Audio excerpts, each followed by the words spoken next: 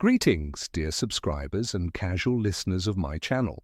Today, we're diving into one of the most controversial characters in the wizarding world, Ginny Weasley.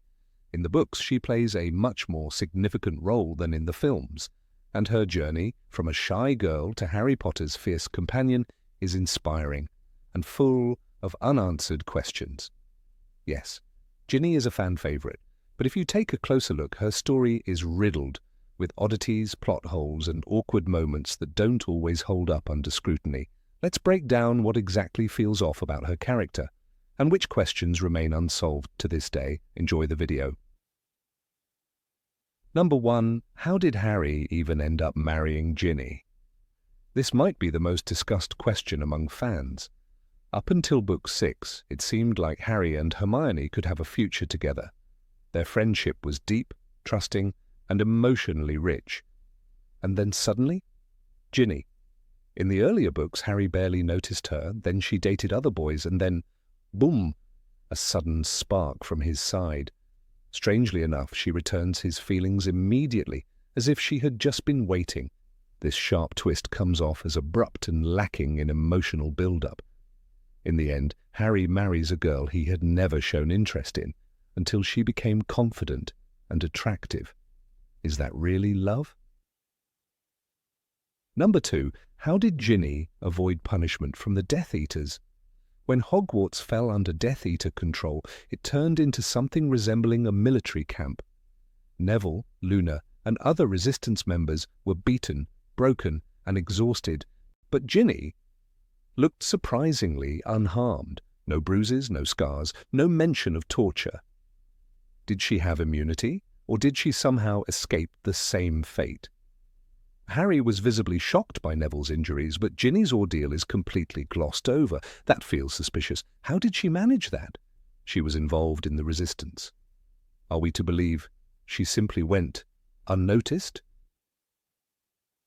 Number 3. How did Ginny come out fine after the Chamber of Secrets? Another mystery lies in the events of the second book. Ginny spent the whole year under the influence of Tom Riddle's diary, slowly losing her energy and willpower. She wrote on the walls in blood, experienced blackouts, and nearly died. But once Harry saves her, she's perfectly fine. No trauma, no depression, no sign of post-traumatic stress. A girl who almost became the victim of a monster just goes back to normal life. How is that possible?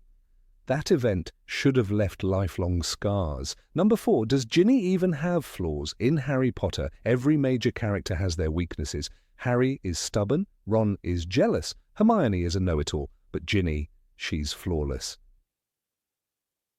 She's beautiful, strong, popular, a talented witch, a Quidditch star, and just perfect. Even her temper is portrayed as endearing, but real people don't work like that. Where are her failures, her doubts? Ginny feels more like an idealized figure than a real person, and that makes her character harder to believe. Number 5. How did Ginny become the most popular girl at school? By 6th year, even Slytherins were talking about Ginny with admiration. That's odd. Remember how Slytherins treated the Weasleys with scorn. None of the Weasleys, aside from the twins, were ever particularly popular, and suddenly Ginny has admirers, rumors swirl, and she becomes a Hogwarts heartthrob. When did that happen? How?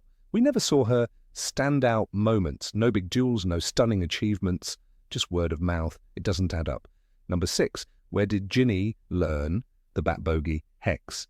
The moment Ginny unleashes the Bat-Bogey Hex is certainly memorable. It's a powerful and dangerous spell. But where did she learn it? The books barely mention it. The professors didn't teach it. Even upperclassmen don't seem to know it. So how did a young witch with no mentor master something that advanced? Was someone secretly training her? There's no mention. It almost feels like the author just decided to boost Ginny without explanation. Number 7. What connected her to Michael Corner? Michael Corner was Ginny's first boyfriend. He was a Ravenclaw. She was a Gryffindor. On paper, they had nothing in common. He's reserved and quiet. She's fiery and impulsive. The only real link? Quidditch. Their relationship is barely described, which begs the question. Why him? What did she see in him? Was it just for the sake of having a boyfriend, or a narrative stepping stone? It almost feels like Ginny had to collect a few minor characters before ending up with Harry, so it wouldn't look too convenient. Number 8. Why wasn't Ginny afraid of Harry after the chamber incident? Tom Riddle used Ginny's trust like a weapon. He spoke through ink, stole her voice, and drained her soul for nearly a year. When Harry found her in the chamber, she was cold, lifeless, barely breathing. He killed a basilisk, destroyed the diary, saved her, but saving isn't healing. Most children, after such trauma, build walls. They flinch at shadows. Ginny didn't. She returned to Hogwarts the next year like nothing happened. She watched Harry across the room, laughed with him in later books, even dated him without fear, without hesitation. In Order of the Phoenix, Ginny jokes with Harry and teases him, even comforts him when Sirius dies. No moment of discomfort, no lingering fear. She treats the boy who held the fang that killed the monster inside her like a friend, then like something more. There's never a scene where she confronts what happened, never a memory, never a nightmare. For someone so young to go through possession, betrayal, and near death, her emotional recovery is too clean, too easy, as if the trauma simply vanished with the ink. Number 9. Why did Ginny forgive Percy so easily? When Percy walked out on the Weasleys, he didn't just leave behind his parents. He abandoned Fred, George, Ron, and Ginny too. He called their loyalty to Dumbledore foolish. He ignored their letters. He skipped Christmas. In Order of the Phoenix, Molly Weasley sobs over his betrayal, but Ginny, who always exploded at injustice, says nothing. No slammed doors, no bitter lines, no cold stares. It's strange, because this is the same girl who once shouted at Ron for mocking Luna and cursed boys who wronged her friends. Her silence toward Percy doesn't match her fire. When Percy returns during the Battle of Hogwarts, it's George who cracks a joke. It's Ron who fights alongside him.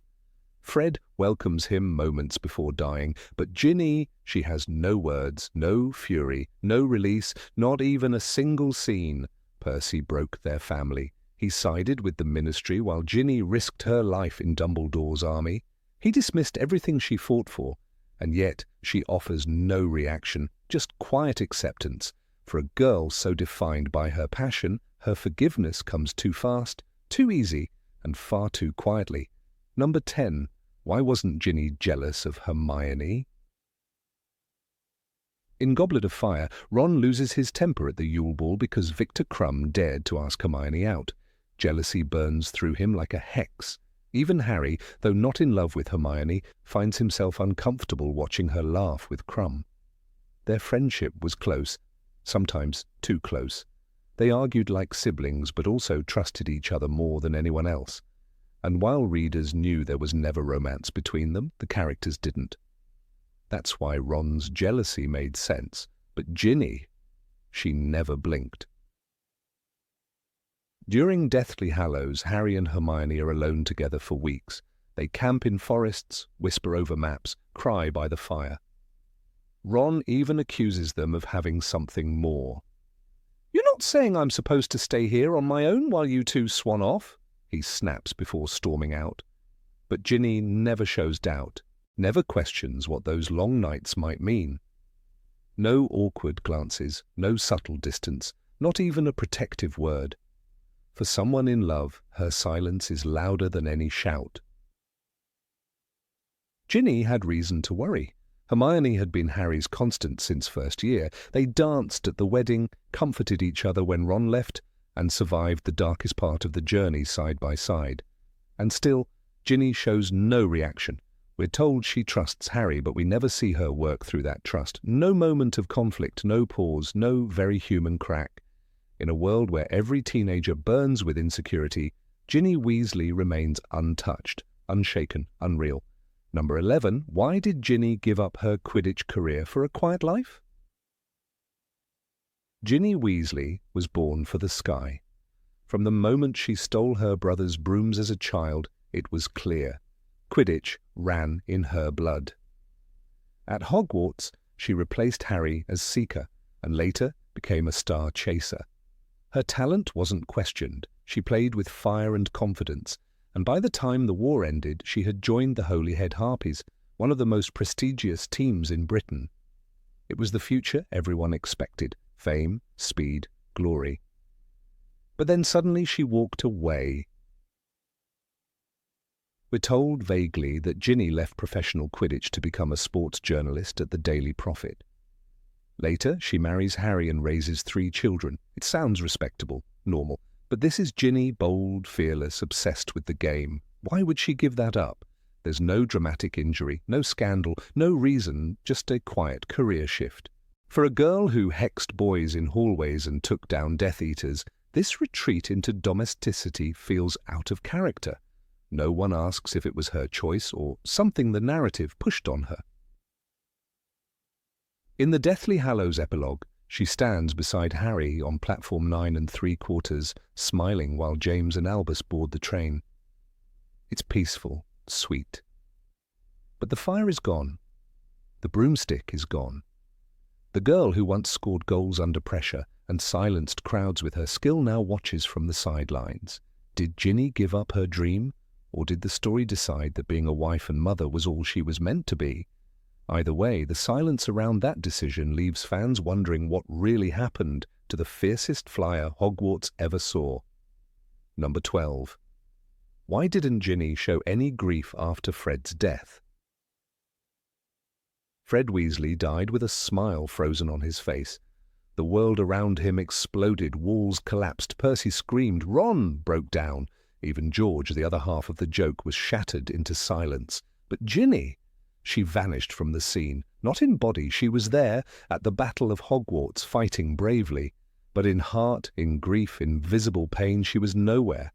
The girl who once couldn't hide her feelings now became unreadable, as if Fred's death bounced off her like a stray spell. Fred wasn't just a brother, he was the heartbeat of their chaotic, loud and loving family. He and George were legends to every Weasley child. Ginny grew up watching them turn the burrow into a circus of laughter and explosions.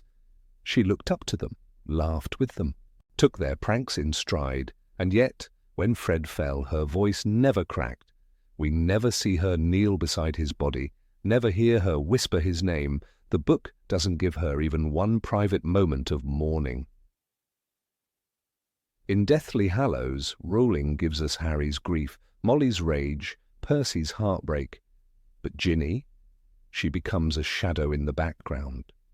When Harry walks through the Great Hall and sees Fred's body, he notices the grief of others, not hers. There's no mention of how Ginny is coping, no scene of her holding George's hand or collapsing into Ron's arms. Her emotions are left unwritten, as though her loss doesn't matter, as though her silence is her only response. It's not just out of character. It's a betrayal of the girl we were told was fierce, emotional, and loyal to the bone. Ginny Weasley should have screamed, cried, fought back tears while holding Fred's lifeless hand. Instead, the narrative pushed her aside, reducing her to a nameless member of the crowd, the sister of the dead but not a mourner, and in doing so it robbed her of something deeply human, the right to break. Number 13. Why did Ginny calmly let Harry go hunt Horcruxes without her? When Harry breaks up with Ginny at the end of The Half-Blood Prince, he does it with a few heavy words and a noble expression. It's for some stupid, noble reason, isn't it? Ginny says quietly. And that's it. No yelling, no crying, no fight. She just accepts it. This is the same girl who hexed Zachariah Smith for insulting Dumbledore's army. The girl who fearlessly flew in Quidditch matches and threw insults like curses, but in the face of losing the boy she loves, she simply lets him go. That summer, the war begins. The trio plans their mission and Ginny stays behind. She knows what they're doing. She knows it's dangerous, possibly fatal. She has fought beside them before. She was in the Department of Mysteries. She duelled Death Eaters. She stood her ground during Snape's regime at Hogwarts. Yet now, with the man she loves walking toward death, she says nothing. Not a plea, not a protest, not even a goodbye that we can feel. It's not strength, it's absence. Rowling tells us Ginny is strong, but here we don't see it.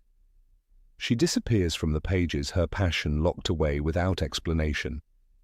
In Deathly Hallows, her name is barely mentioned until the final battle. It's as if she becomes an accessory to Harry's journey rather than a partner. Ginny doesn't demand to come, she doesn't secretly follow, she doesn't even send a letter. For someone who once cursed Draco Malfoy without flinching, this silence feels false. The girl who was once all fire suddenly fades into the background. No spell, no rebellion, no wild declaration of love. She simply vanishes from the narrative. When Harry visits the Burrow for Bill and Fleur's wedding, Ginny kisses him in her bedroom. A brief, stolen moment. "I'll see you later," she whispers. But later almost never comes. Ginny's quiet exit from the battlefield of the story leaves a hole too large to ignore. Number 14. Why did Ginny change so drastically between Book 2 and Book 6? In Chamber of Secrets, Ginny Weasley is nothing more than a trembling shadow in the corner. She blushes, stammers, and hides her face every time Harry enters the room. When he visits the Burrow, she knocks over her porridge just because he speaks to her. Ginny seemed very disturbed by the sight of Harry, the book tells us. She's shy, overwhelmed, and utterly invisible. A girl so timid she writes all her fears into a diary that later tries to kill her, that Ginny is fragile, soft-spoken, and afraid of being noticed. Fast forward to Half-Blood Prince, and Ginny is no longer hiding behind corners. She's flying across the Quidditch field, scoring goals, yelling at teammates, and calling Ron a prat in front of everyone. She dates Dean Thomas, laughs with Luna Lovegood, and even kisses Harry right after a match in front of the entire Gryffindor common room. There's no trace of the nervous little sister anymore. She's confident, fiery, and magnetic. Harry himself notices she was not the same shy little girl he remembered from years ago. But where is the bridge between those two versions of Ginny? There is no scene showing her transformation, no internal conflict, no pivotal moment where she sheds her old skin. We never see her confront her past with Tom Riddle. We never hear her talk about the trauma of the chamber or how she chose to grow stronger. One day, she's blushing over breakfast. The next, she's the girl everyone wants. That's not character development, it's a narrative shortcut. It would have been powerful to witness her rise, to see her heal from the possession, to watch her fight back. Perhaps a scene where she joins the DA not just to learn spells, but to prove to herself she's no longer helpless. Or a conversation with Hermione, showing how she built her strength. Instead, readers are left to guess. Ginny's evolution happens off-page, and as a result, her confidence feels more like a costume than a journey. Number 15. Why wasn't Ginny a more active part of the main plot? In the halls of Hogwarts, where legends were born and battles were fought, there existed a character whose strength simmered just beneath the surface, rarely given the narrative spotlight she deserved. Ginny Weasley, the youngest of 7, the only girl in a family of boisterous boys, had all the ingredients of a protagonist in her own right. Courage. She walked into the Chamber of Secrets at the age of 11. Talent. By her 4th year, she was a star Quidditch player, chosen over more experienced students. Leadership. She helped revive Dumbledore's army and stood at the heart of the resistance during Harry's absence. Yet through it all, Ginny remained on the sidelines of the central plot, her contributions often implied rather than shown. Her trajectory stands as one of the great what-ifs of the Harry Potter series, raising an uncomfortable question. Why was Ginny never allowed to rise beyond the shadows? The first glimpse of Ginny's potential came not with fanfare, but with silence. In the Chamber of Secrets, her possession by Tom Riddle revealed her vulnerability, but also foreshadowed a personal connection to Voldemort more intimate than even Harry's. She had communicated with his diary for months, exposed to his manipulation and charm. This alone could have formed the basis for a compelling arc, one of redemption, trauma, and resistance. But after her rescue, Ginny fades into the background. Her psychological scars, which could have deepened her character and tied her more closely to the central conflict, were left unaddressed. While Harry brooded through his nightmares and emotional turmoil, Ginny smiled, played Quidditch, and carried on. There's strength in resilience, yes, but the lack of narrative focus robbed her of depth. By the time Dumbledore's army came into being, Ginny was no longer a child clinging to the boy who lived. She had matured into someone fiercely independent, capable of stunning spells and snarky comebacks. Her duel with the Carrows during the Deathly Hallows is spoken of in reverent tones by fellow students. Neville Longbottom, Luna Lovegood, both were given narrative weight during this rebellion. Neville became the sword-bearer, Luna the heart of the resistance. Ginny, though among them, is rarely shown. She organized the rebellion, took beatings, faced torture. But all this occurs off-page, relayed in fragments through conversations. In a series that thrives on showing rather than telling, Ginny's story is curiously silent. Even in romance, where her relationship with Harry was meant to symbolize maturity and completion, Ginny's character remains elusive. Their kiss in Half-Blood Prince, though passionate, emerges from a void. Prior to it, we're offered only hints, fleeting glances, an awkward interaction at the Burrow, a Quidditch victory. Harry's inner monologue reveals a growing affection, yet Ginny's perspective is absent. We're told she dated Dean Thomas and Michael Corner, but we are never granted access to her motivations or emotions. She becomes an object of Harry's desire, not a subject with her own complex emotional landscape. In contrast, characters like Hermione are meticulously fleshed out, their fears and dreams on display. Ginny remains a mystery, her interior world locked away. One must consider Order of the Phoenix, a book dense with internal struggle and external resistance. This was the moment when the wizarding world tilted toward war, and yet Ginny, who had as much cause as anyone to rise, is relegated to comic relief and Quidditch commentary. She does show flashes of strength, naming the group Dumbledore's Army, in defiance of Umbridge, standing firm when Harry distances himself. But they come in glimmers, not arcs. When Sirius dies, the narrative spotlights Harry's grief, Hermione's concern, Ron's helplessness. Ginny, who had known loss, who had once come face to face with Voldemort's shadow, is barely mentioned. It's a missed opportunity to explore solidarity through shared trauma, to deepen her bond with Harry beyond the romantic.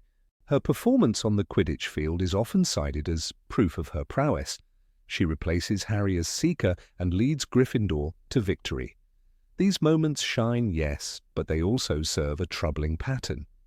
Ginny is allowed strength only when it's isolated from the main story.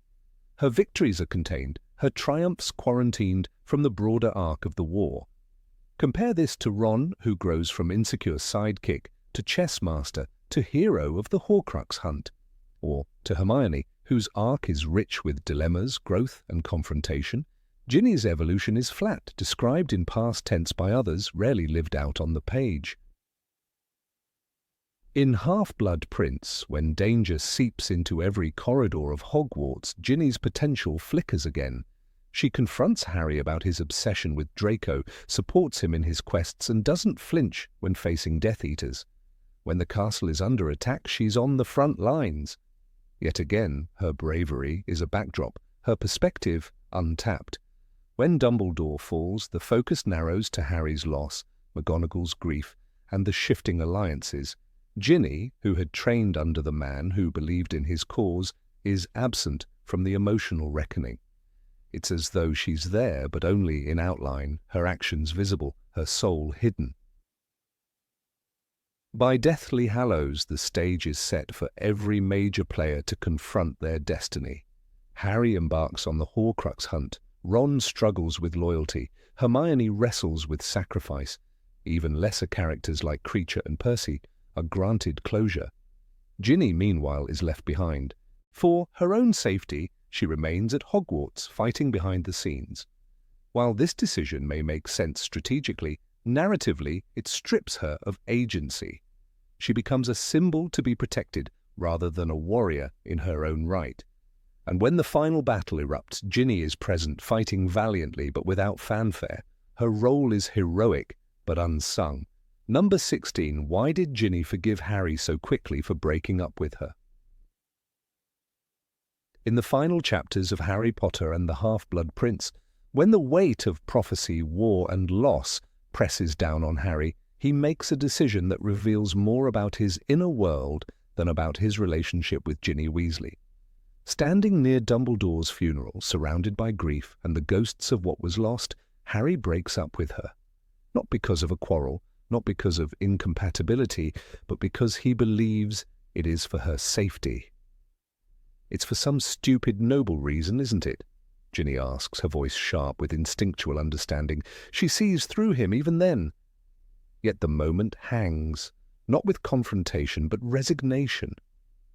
Ginny doesn't plead, she doesn't fight, and when we meet her again in Deathly Hallows, it's as if nothing ever happened.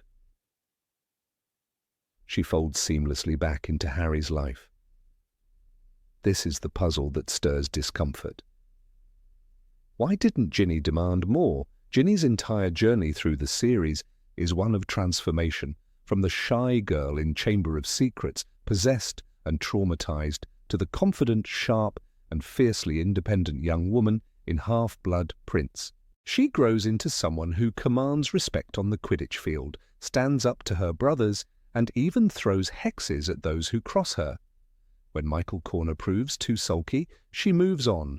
When Ron criticizes her romantic life, she silences him without hesitation.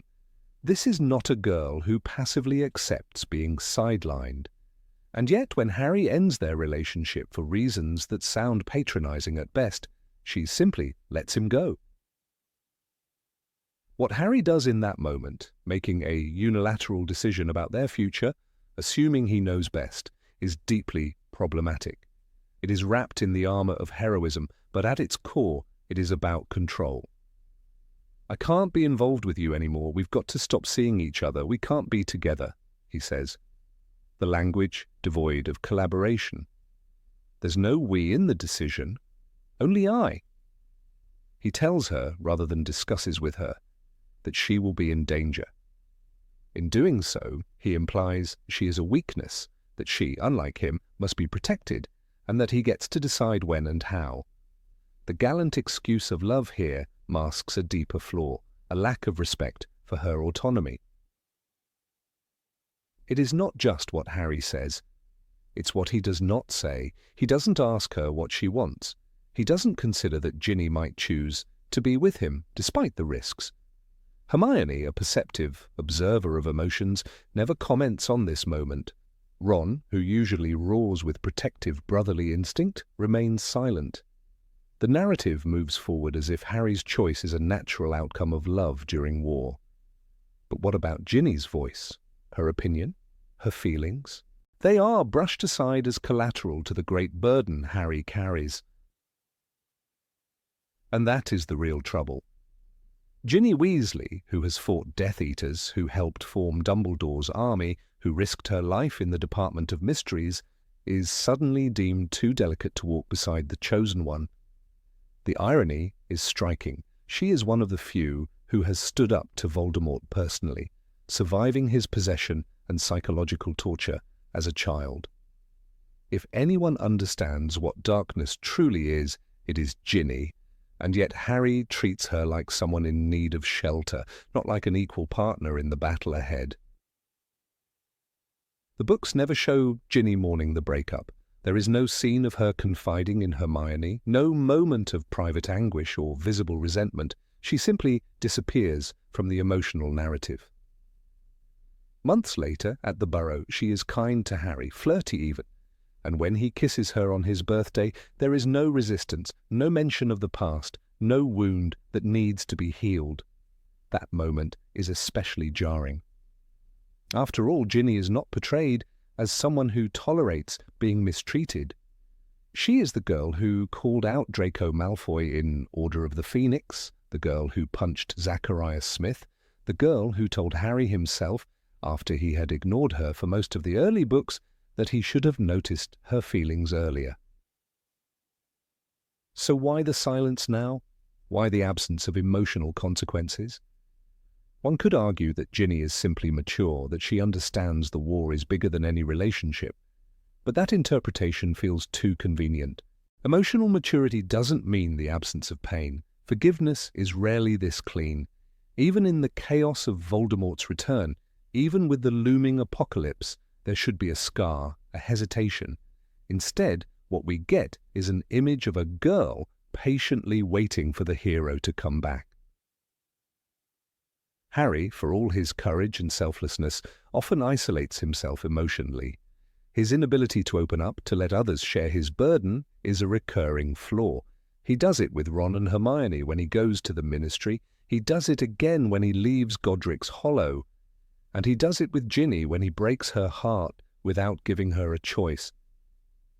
"I never really gave up on you," she tells him in Deathly Hallows. It sounds romantic, but read through a different lens, it's troubling. Why did she have to wait? Why did she have to accept his terms? The idea of Ginny waiting for Harry echoes an old literary pattern. Women as symbols of hope, faith, and unwavering patience, rather than people with their own breaking points. Ginny's forgiveness could have been a powerful arc if it had been earned. If we had seen her rage, her struggle, her confrontation of Harry, if there had been a moment where she told him, "I am not someone you get to pause like a song until you're ready to listen again," but that scene never comes. Number 17. Why didn't Ginny build a deeper relationship with Hermione? In the pages of the Harry Potter series, friendship stands as one of its most enduring themes. We see it thrive between Harry, Ron, and Hermione, and it often seems that these three are the core around which the entire story revolves. But when the dust settles after the Battle of Hogwarts, when adult lives begin to take shape, one detail quietly nags at the attentive reader. If Hermione truly became a member of the Weasley family by marrying Ron, and Ginny married Harry, her brother's best friend and Hermione's closest companion, why does the emotional bond between Hermione and Ginny seem so thin, almost non-existent? Despite the narrative telling us they are friends, there is a noticeable absence of meaningful connection between them throughout the 7 books. It is a silence that cannot be ignored. From Ginny's introduction in the Chamber of Secrets, she appears more as a shy background figure than a participant in the emotional world Hermione occupies. Hermione shows genuine concern for Ginny after the events in the chamber, even rushing to hug her in The Prisoner of Azkaban, but that concern feels more like the kind one might offer a younger girl than a friend. Even as Ginny grows into a confident, bold character by the time of the Half-Blood Prince, there's no clear emotional transition between her and Hermione. They share space, but not much more. They exchange glances and offer the occasional comment, but they don't seek each other out in moments of crisis. When Ginny dates Michael Corner, Hermione barely reacts. When Ginny joins Dumbledore's army, we don't hear Hermione's thoughts on her growth or her courage. Hermione's closest confidant is always Ron or Harry.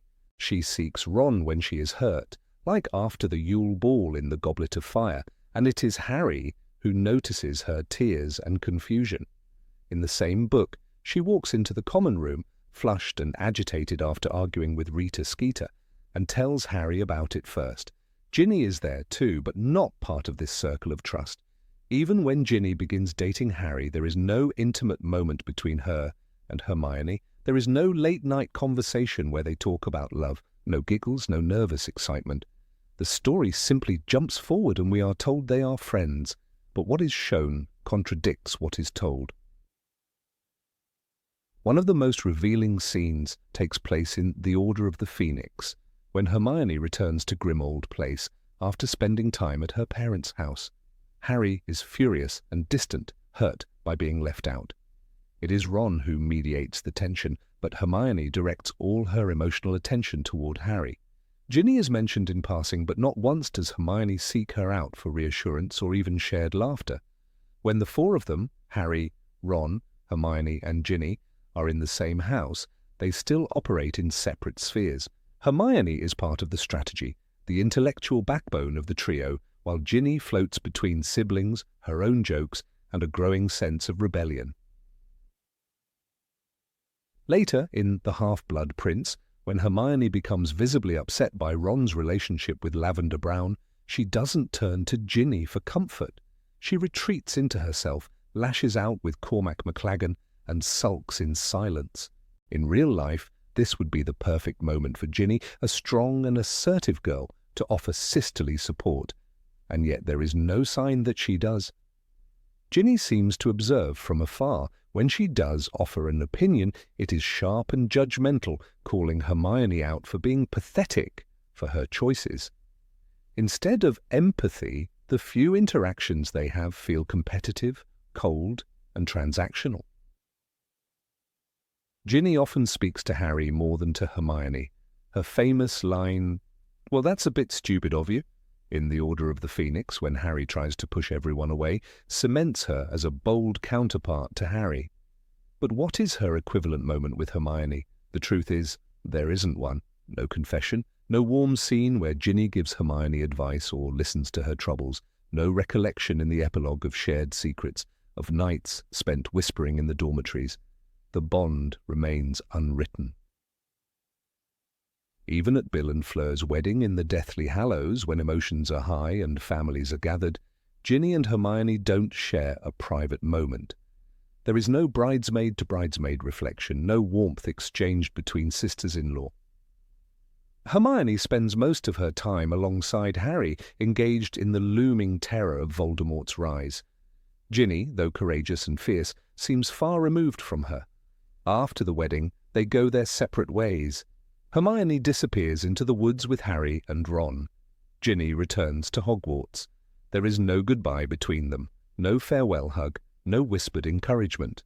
When Fred dies in the Battle of Hogwarts, we see Hermione mourning with Ron, but do we see her holding Ginny's hand? Do we see them weeping together for the same brother who died protecting the castle they both loved? No, the narrative gives us nothing. The absence of shared grief is deafening. It isn't just about screen time or the limits of narration, it's about emotional choices. Rowling made space for Hermione to cry over Dobby, for Harry to mourn Sirius, for Ron to rage over the loss of his brother. But Ginny and Hermione? Their emotional worlds never overlap. What makes this distance even more jarring is what we are told in The Half-Blood Prince. Hermione says, "I do like Ginny. She's very forceful, isn't she?" The choice of words is peculiar. Forceful is not kind or brave or loyal. It suggests admiration at a distance, not intimacy. Hermione's statement feels more like polite acknowledgement than heartfelt friendship. In contrast, her language about Harry and Ron is always emotional, frustrated, affectionate, deeply invested. Ginny is more of a character study than a companion to Hermione, and that matters. Number 18. Why didn't Ginny have her own personal storyline? In the bustling corridors of Hogwarts, where destinies were forged and battles of identity were fought, Ginny Weasley walked a quieter path. Not because she lacked courage or complexity, but because the story never gave her room to unfold. When readers first meet her in Philosopher's Stone, she is shy and speechless, hiding behind her mother's cloak and peering nervously at Harry. And from that very moment, her character is marked by others. Sister to Ron, admirer of Harry, one of many Weasleys. But where Ron would later confront fears of inadequacy, where Hermione would challenge societal norms, and Neville would rise from failure to heroism, Ginny remained a flicker in the background, a girl always seen through someone else's gaze. In Chamber of Secrets, Ginny is finally central to the plot, but tragically not in agency. She becomes a vessel for Voldemort's will, manipulated through Tom Riddle's diary. It is a dark and traumatic ordeal, one that could have marked the beginning of a deep internal arc. Yet her possession and recovery are never truly explored afterward. Harry rescues her from the chamber, and the story moves on. The trauma of being used by the Dark Lord, the guilt of opening the chamber and endangering students. These are powerful emotional currents, but we never see Ginny reckon with them. She becomes a symbol, a victim rescued, rather than a girl with psychological wounds to heal. Contrast this with Neville Longbottom, whose backstory, parents tortured into madness by Bellatrix Lestrange, feeds his entire character journey. He begins as a timid boy and becomes a leader of the resistance. He reclaims his agency. Hermione battles with her identity as a muggle born in a prejudiced world, and her cause shapes her decisions and character growth. Ron struggles with self-worth and familial expectations, and Harry bears the weight of a prophecy. These arcs are not just roles within a plot, they are personal odysseys. Ginny, by comparison, drifts from scene to scene, defined not by internal conflict, but by external affiliation. By order of the Phoenix, Ginny is suddenly different, confident, athletic, skilled in hexes.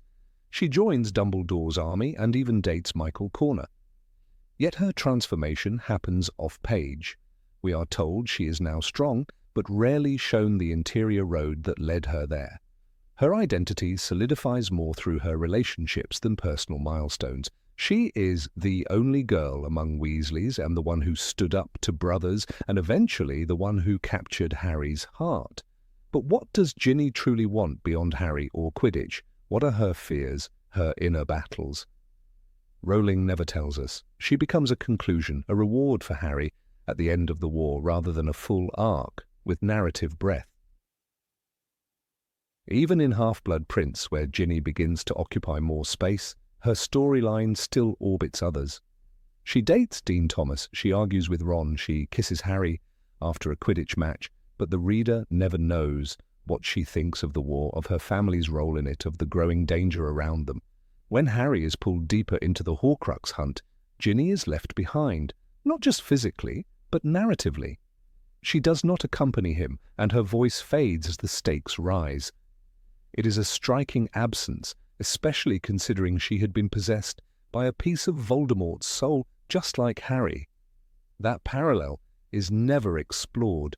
There is, in fact, an eerie resonance between Ginny and the Horcruxes. She was manipulated by one, nearly died because of one. Harry has nightmares of Voldemort. He senses them, even speaks Parseltongue. Ginny, too, had a link, and yet she never speaks of it. Was she haunted? Did she feel a connection afterward? Did she dream of the diary? No answer comes. A potentially powerful narrative thread is left dangling. Instead, she is used as proof of Harry's emotional maturity, his ability to love, to choose a life beyond war. She becomes a symbol again, not a storyteller of her own pain. In Deathly Hallows, Ginny returns only in fragments. She stays at Hogwarts, helps the Resistance, and leads the DA in Harry's absence, but even this happens mostly off-page. The narrative follows the trio, while Ginny's contributions are mentioned briefly, often by Neville or Luna. When the final battle erupts, Ginny is there, and she fights bravely. But her moments are fleeting. She duels Bellatrix Lestrange briefly, and then is shielded by Mrs. Weasley, a powerful witch silenced for a punchline. Her wand is raised, but her voice is quiet. Ironically, some of Ginny's strongest moments come in The Goblet of Fire, not in action, but in subtle emotional beats. She accompanies Neville to the Yule Ball, still the girl unnoticed by Harry. She smiles in the background, supportive and warm, but even then, she's always reflecting someone else's growth. The camera never lingers long enough for her to speak her truth. She is often treated more as a plot checkpoint. First, the girl in peril, then the sister, the love interest, the future wife, all roles assigned by the needs of other characters, rarely emerging from her own. The books describe her as tough, bright, independent. Fred and George respect her. She masters the Bat-Bogey hex. She is a force on the Quidditch pitch. These traits could have built a compelling story. A girl overcoming trauma, proving herself in a male-dominated family, rising in a world at war. but the narrative tells rather than shows. She is described into greatness, not built toward it. Where Harry's greatness is constructed through decisions and trials, Ginny's is mostly stated and assumed. In a saga obsessed with destiny, choices, and transformation, Ginny remains curiously static.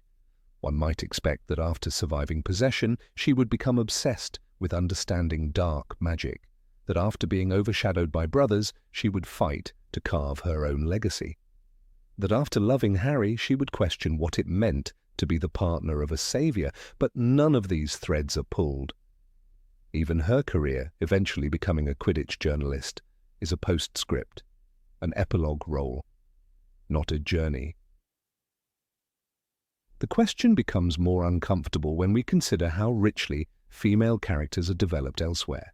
Hermione is not just brilliant, she is also insecure, loyal, and ethically torn. Professor McGonagall is stern but deeply compassionate. Even Narcissa Malfoy, with her limited screen time, makes a morally complex decision that saves Harry's life. Luna Lovegood, though eccentric, is given space to be brave and wise. But Ginny, despite being in the heart of the action, never becomes more than a participant in someone else's story. Harry himself says in Half-Blood Prince, "She's tough, not like Cho. She knows what's what. She's cool." But what does that say of her inner world? Is Ginny cool because she speaks little of her feelings? Because she hides pain behind sarcasm? Is her toughness a mask we never get to lift? We never see her cry, confess fear, question her place. Her strength is seen only in resistance, never in vulnerability. In a story that values emotional truth, this silence is telling. It's worth imagining an alternate arc, one where Ginny confronts the memory of Tom Riddle, perhaps even helps Harry understand Horcruxes because of her lived experience. One where she struggles with trust, with fear, with identity, where she trains not just as a fighter, but as someone reshaped by darkness. Instead, she is drawn in static strokes, defined by strength without exploration. A narrative shortcut in a world that built bridges of complexity for nearly every other name. The injustice is more than narrative, it is thematic. Harry's story is one of becoming more than a symbol, becoming human. Ron's is about moving from shadow to self-worth. Hermione's about finding balance between intellect and heart. Neville's is about blooming in hardship. Ginny could have been the arc of healing from possession, of reclaiming voice and body, of fighting for identity beyond family. Instead, she is carried by others' arcs, appearing only when the plot demands a romantic beat or a glimpse of resolve. And so the question lingers like an unsent letter. Why did such a promising heroine never get her own hero's journey? Was it a consequence of too many characters, too many threads to weave? Or was she never meant to grow beyond the frame given to her? In a story that soared on character development, Ginny's stillness feels like a missed note in a brilliant symphony, a space left unfilled, a story waiting to be told. Number 19. Why didn't Ginny tell anyone about Tom Riddle's diary? Ginny Weasley was only 11 when she stumbled into a horror no child should ever face. The diary of Tom Riddle, seemingly innocent, had slithered into her schoolbag and from there into her soul. By the time the truth came out and Harry destroyed it in the Chamber of Secrets, Ginny had nearly been drained of her life, manipulated by a memory that grew stronger with each confession she spilled onto those cursed pages. The events culminated in a battle beneath Hogwarts where Harry risked his life to save her.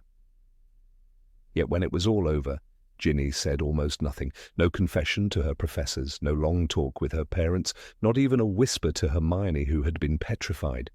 Her silence became a haunting echo.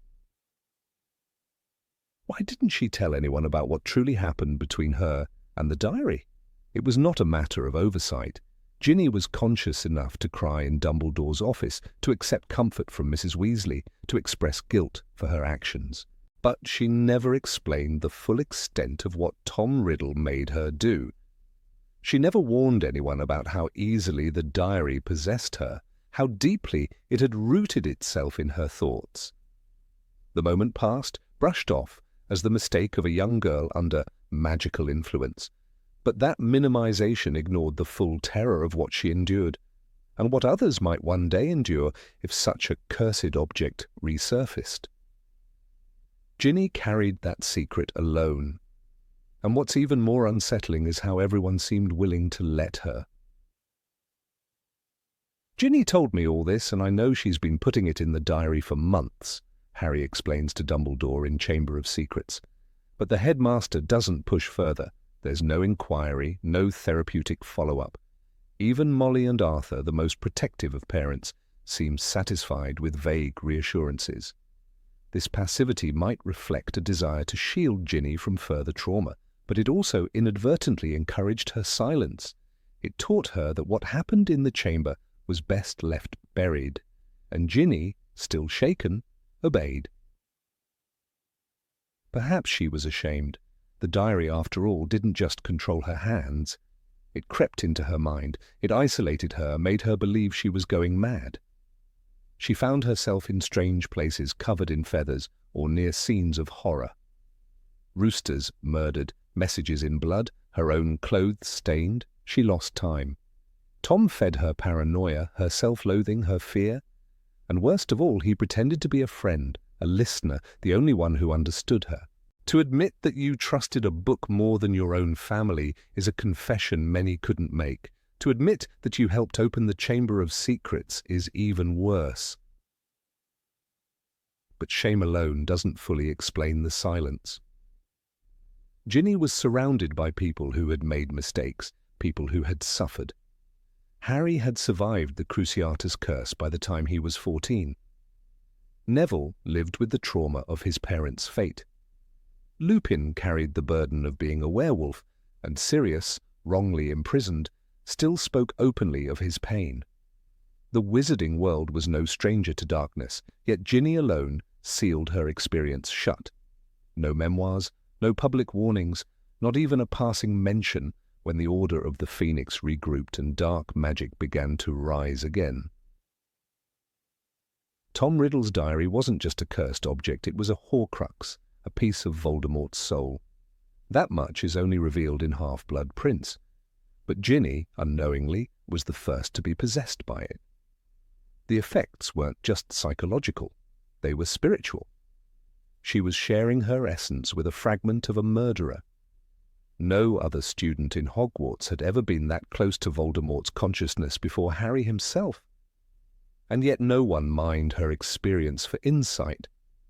No one asked what it felt like, what he said, what he wanted. Even Dumbledore seemed to treat the diary as an artifact rather than a doorway into the darkest part of Voldemort's mind.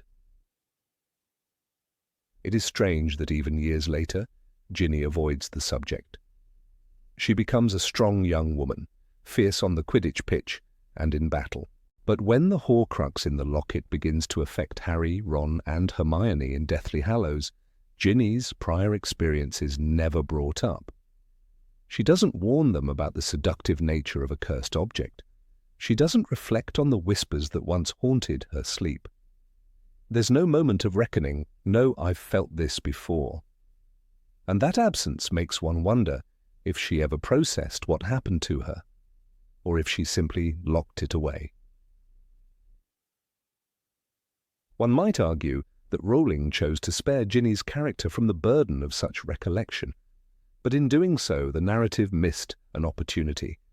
Ginny could have become a vital voice in the battle against Voldemort, not only as a fighter, but as someone who had intimately experienced his manipulations. Her silence robbed the resistance of knowledge. She could have helped others recognize when they were being drawn in, when their thoughts were not their own. But instead, she played the role of the brave, younger sister, keeping pace with her brothers and Harry, hiding the truth of what she had once endured. In that sense, Ginny's silence was not just personal, it was systemic. It was a product of a society that does not encourage young women to voice their trauma, especially when that trauma involves guilt, secrecy, or vulnerability. Hogwarts did not have counselors. There were no mandatory debriefings after life-threatening events. Students were expected to recover on their own, with perhaps a visit to Madame Pomfrey or a biscuit from the house elves. Ginny learned early that survival meant silence. That speaking out could make her look weak, or worse, complicit. She was not weak, but she was scared, and in her silence she became more than just a victim. She became a mystery. For readers, Ginny's refusal to share her story opens uncomfortable questions. Was she afraid people wouldn't believe her, that they'd judge her, that they'd never look at her the same way again? The truth is, many survivors of trauma fear exactly that. Even in the safety of home or school, shame distorts memory, and when magic is involved, when the trauma is inexplicable and deeply violating, silence becomes the easiest spell to cast. The diary whispered lies. It told her she was special, then told her she was nothing. It offered her companionship, then fed on her soul. The moment Harry destroyed it, the weight lifted.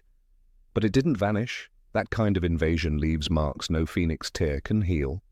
It rewrites the way a person sees trust, love, safety. Ginny may have healed on the outside, but her silence suggests the wound within never truly closed. The world celebrated her rescue more, but no one asked what it felt like to be lost. And then there's Harry. He and Ginny eventually grow close, fall in love, and marry. But even in that intimacy, there's no sign that they ever spoke about the diary again. Harry, who was possessed by Voldemort himself in Order of the Phoenix, might have been the only person to understand, yet their connection is built on shared action, not shared vulnerability. Ginny never uses her own past as a tool to support Harry's struggle, and that omission speaks volumes. She was brave, but perhaps too brave for her own healing. It is deeply unsettling to realize that Ginny's silence was not only unchallenged, it was accepted. The adults around her let it slide, her peers let it go, the narrative let it fade, but readers don't forget. The Chamber of Secrets was not just a physical space beneath the school, it was a metaphor for the dark, hidden places where pain is buried. Ginny lived in that space for almost a year, and when she emerged, blinking into the light, no one asked her what she had seen. The magical world is often whimsical, sometimes cruel, and always layered. But Ginny's silence reminds us that even in fantasy, real pain hides behind heroism. Her story should have been told, not because she owed anyone an explanation, but because that story had power. In her silence, there is a void, and in that void, readers hear the echo of a question too long ignored. Why didn't Ginny speak? Why didn't we listen? Number 20. Why didn't Ginny interact more with other Hogwarts students?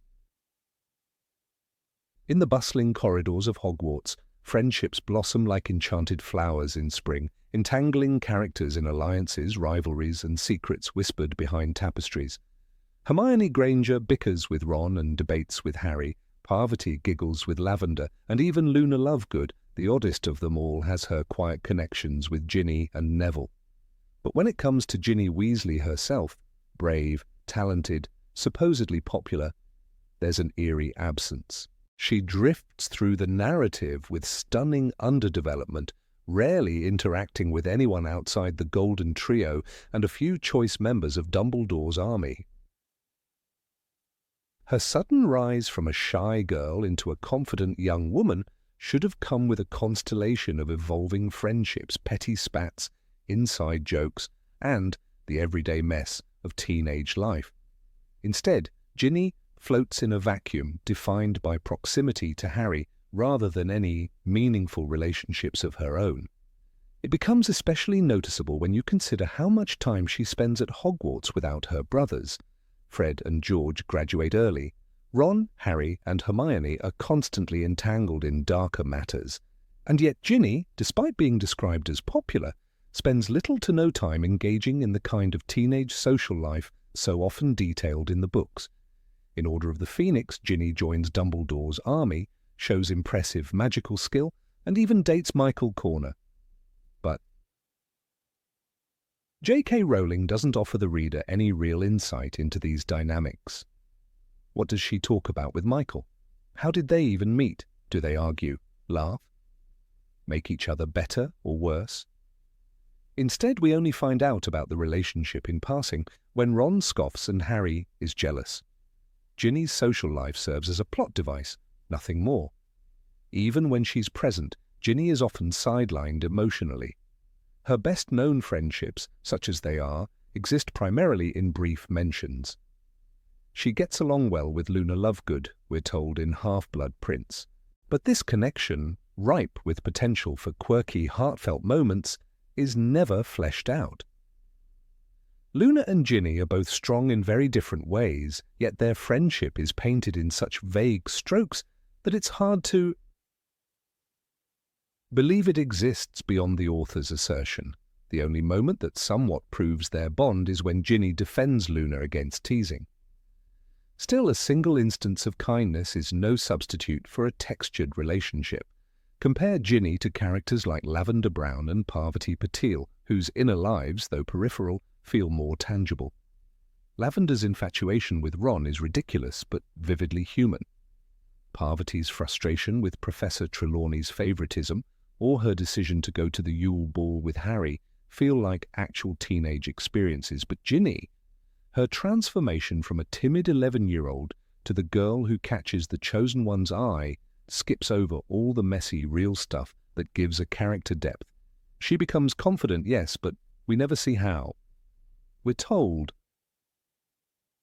it happened and expected to accept it without question. When Ginny joins the Gryffindor Quidditch team in Half-Blood Prince, it's a perfect opportunity to show her bonding with other players, but we never hear about post-practice chats with Demelza Robbins, who shares the pitch with her. We don't know if she and Katie Bell ever exchange advice or joke about Ron's awkward keeping. In fact, despite being teammates, these girls don't even share a moment on the page. Compare that to Harry's camaraderie with the Weasley twins or his rivalry-turned friendship with Zacharias Smith. Ginny's relationships are shadows, barely hinted at before vanishing again. It's jarring because Rowling is a master of side characters. From Ernie Macmillan's pompous declarations to Seamus Finnegan's eventual loyalty, the students of Hogwarts breathe with their own personalities and subplots. Even characters with few lines, like Susan Bones or Justin Finch-Fletchley, have clearly defined traits and group dynamics. But Ginny, who plays a central role in the final books, is somehow less developed than these background figures. Her essence is distilled to bravery and beauty, confidence and Quidditch. All else is silence. One might argue that Ginny's minimal interactions reflect her independence, that she doesn't need to be seen constantly with friends to be fully formed, but this theory falls apart under scrutiny. Harry's own character arc is enriched by his evolving friendships with Ron, Hermione, Sirius, Lupin, Neville, Luna, even Cho. These relationships challenge him, support him, change him. But Ginny has no similar web of influence. She remains emotionally static, orbiting Harry's world, reacting rather than acting. Her friendships don't shape her, they barely exist. The absence is even more striking in moments that beg for intimacy. After Dumbledore's death, the students are devastated. Some are in shock, others weep openly, but what does Ginny do? Who comforts her? Who does she comfort? These are moments where human connection should take center stage, but for Ginny, they pass in a blur. Even during the Battle of Hogwarts, when trauma and loyalty peak, she's shown fighting but not feeling, not connecting. Her grief for Fred is implied but not shown. Her worry for friends is never verbalized. Consider Goblet of Fire, where the Yule Ball presents a golden opportunity to explore teenage relationships. While Ron stews in jealousy and Hermione dazzles with Crumb, Ginny is relegated to being Neville's backup date. Does she laugh with him, dance awkwardly, feel frustrated or flattered? We don't know. The entire event should have been a tapestry of teenage emotions and social intricacies, but Ginny's part is stitched in with invisible thread. Even when she's in the room, she doesn't truly exist. Her only notable social interaction outside the trio is with Dean Thomas, yet again a relationship we're told exists but barely shown. By half-blood prince, they're dating, and there are vague mentions of them holding hands or fighting, but even the fighting seems like a shortcut, a means to free her up for Harry.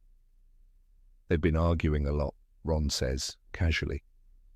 We don't hear the arguments, we don't hear the apologies, we don't even know what made them fall for each other in the first place. Dean, who had his own friends and story in the earlier books, becomes another footnote in Ginny's romantic resume. There's a moment in Order of the Phoenix when Ginny manages to make Harry laugh, to break through his angst and guilt. It's a subtle indication that she's matured, learned to handle him in ways even Hermione can't. But what's tragic is that this depth, this quiet understanding, is not allowed to extend beyond Harry. Her skills, her strength, her empathy all exist in a vacuum, useful only when the protagonist needs them. There's no scene where she listens to Luna's odd theories with real engagement, or comforts a younger student, or argues over homework with a classmate. The world around her feels unfinished, as though the curtain never lifts unless Harry is in the room. Her popularity, frequently mentioned but never shown, becomes another mystery. We're told boys like her. We're told she's confident, funny, and fierce. But where's the evidence? Does she exchange quips in the common room, sneak snacks from the kitchens with friends, prank Filch, or join in gossip about teachers? She seems to have no peers, only observers, the kind of girl everyone notices but no one truly knows, which is ironic, considering she's supposedly the life of the party. Even in her final act of defiance, sneaking back into Hogwarts to fight in the battle, she does it in silence. Where are her co-conspirators? Does she make a plan with Luna and Neville? Is there a moment of fear or courage shared with a peer? No. The narrative closes around her like a shell, letting her exist only as long as she's useful to Harry's arc. And yet, we are meant to believe she is his equal, his match, his future. The injustice lies not in Ginny herself, but in the way the narrative limits her. We are told she is a warrior, a popular girl, a friend, a fierce young woman. But we are never shown the world that would prove it.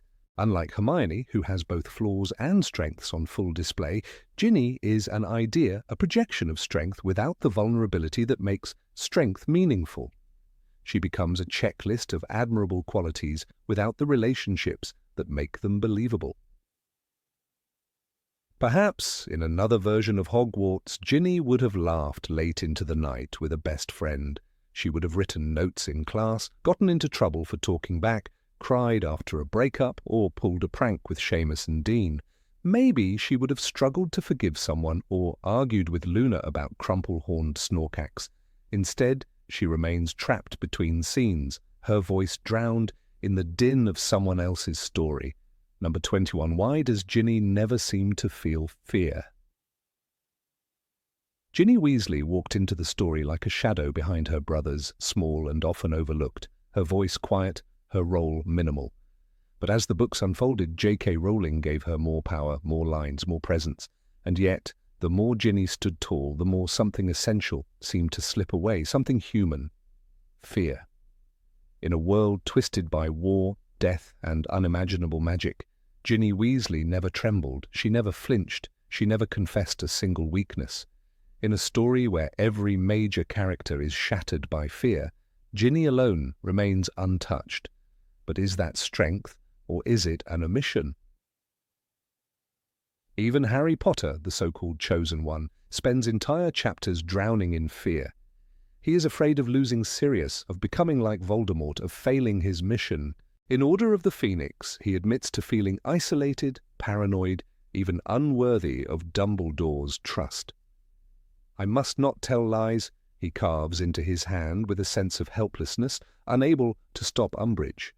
Ron fears not being enough, being second best, losing Hermione. Hermione fears failure, social rejection, and even her own emotions. Neville, Luna, even Draco Malfoy. They all bleed openly with fear, but not Ginny. One might recall Ginny's first true introduction to darkness in Chamber of Secrets. She is possessed by Tom Riddle's diary, controlled like a puppet, made to commit unspeakable acts. A first-year child sobbing in the cold chamber as the basilisk sleeps behind her. But even then, the story quickly moves past her trauma. There is no follow-up. Ginny is saved, hugged by her family, and then simply returns to normal. There is no mention of nightmares, of guilt, of the haunting experience of being used by the enemy. She never tells Harry about it in depth. She never shows that it changed her. And perhaps that is where her fear was silenced forever. In Half-Blood Prince, she dates Dean Thomas, breaks up with him, kisses Harry, fights Death Eaters at Hogwarts, but nowhere in those scenes does Ginny express hesitation. In fact, Harry often admires her for her confidence, her wit, and her ease in dangerous situations. During Dumbledore's funeral, while Harry is engulfed in grief and regret, Ginny simply holds his hand. She seems to be the stable one, emotionally grounded, even serene. But when everyone else breaks down, is it truly realistic that Ginny remains composed? When Fred dies, the camera of the story turns to Mrs. Weasley's devastation, to George's unbearable silence, to Ron's stunned grief. Ginny, the girl who grew up in the same home, who loved Fred's jokes, who shared the same childhood corridors, she is barely shown mourning. Her reaction is condensed to a single visual. She's there in the room. That's all. The depth of her sorrow, the horror of the loss, remains a ghost in the narrative. Why does Ginny not fall apart, even for a moment? Even in Deathly Hallows, when the stakes are highest, Ginny is more a symbol of resistance than a person. She remains at Hogwarts, leads the rebellion in the absence of the Golden Trio, gets punished by the Carrows, but we hear nothing of her inner thoughts. There is no mention of nights she couldn't sleep, of panic, of tears in private. Meanwhile, Harry and Hermione are wrecked by the weight of their choices. Ron deserts them briefly, consumed by fear and frustration, but Ginny stays unbreakable. Why? The question becomes more glaring when placed alongside characters like Luna Lovegood, who also projects calm but is allowed moments of vulnerability. In Order of the Phoenix, Luna confesses she still misses her mother, that people bully her. She is strange, yes, but human. Neville, too, evolves from a fearful boy into a warrior, and his growth is marked by his battles with fear. It takes a great deal of bravery to stand up to our enemies, but just as much to stand up to our friends, Dumbledore once said. But Ginny never seems to fear either. She has no curve. She arrives fully formed. Ginny Weasley throws hexes with precision, leads Dumbledore's army without blinking, and even challenges her mother's authority. She is courageous, capable, even fierce. But is that what makes a great character? Or does that make her an archetype, a flat echo of the strong female character trope? A truly human hero is vulnerable. Think of Sirius Black hiding trauma behind sarcasm. Think of Remus Lupin burdened by shame. Think of even Bellatrix Lestrange, mad, yes, but grounded in obsession and pain. Ginny has none of that. It's not that Ginny should be weaker. It's that her strength is not allowed to come with scars. There are no cracks, no stutters, no messy emotions. In Order of the Phoenix, she throws off her trauma from Tom Riddle by stating flatly, "I've been possessed before, I know what it feels like." It's a line designed to show her resilience, but it rings hollow. Is that really all there is to say about being mind-controlled by a sociopathic ghost for an entire year at age 11? Even her relationship with Harry suffers from this glossed-over perfection. He never has to comfort her. He never finds her crying. She never breaks down in front of him. Contrast that with how often Harry must confront Hermione's fear, her sobs at the Yule Ball, her trembling voice when she wipes her parents' memories, her helplessness when tortured by Bellatrix. Harry and Hermione share emotional intimacy. With Ginny, he shares action and victory. That's not partnership, That's mythology. In the Battle of Hogwarts, Ginny is told she is too young to fight. She sneaks in anyway. And when Harry believes she's dead, he is paralyzed by grief. Yet once the battle ends, there is no moment where Ginny reflects on what she faced. No whisper about the friends she lost.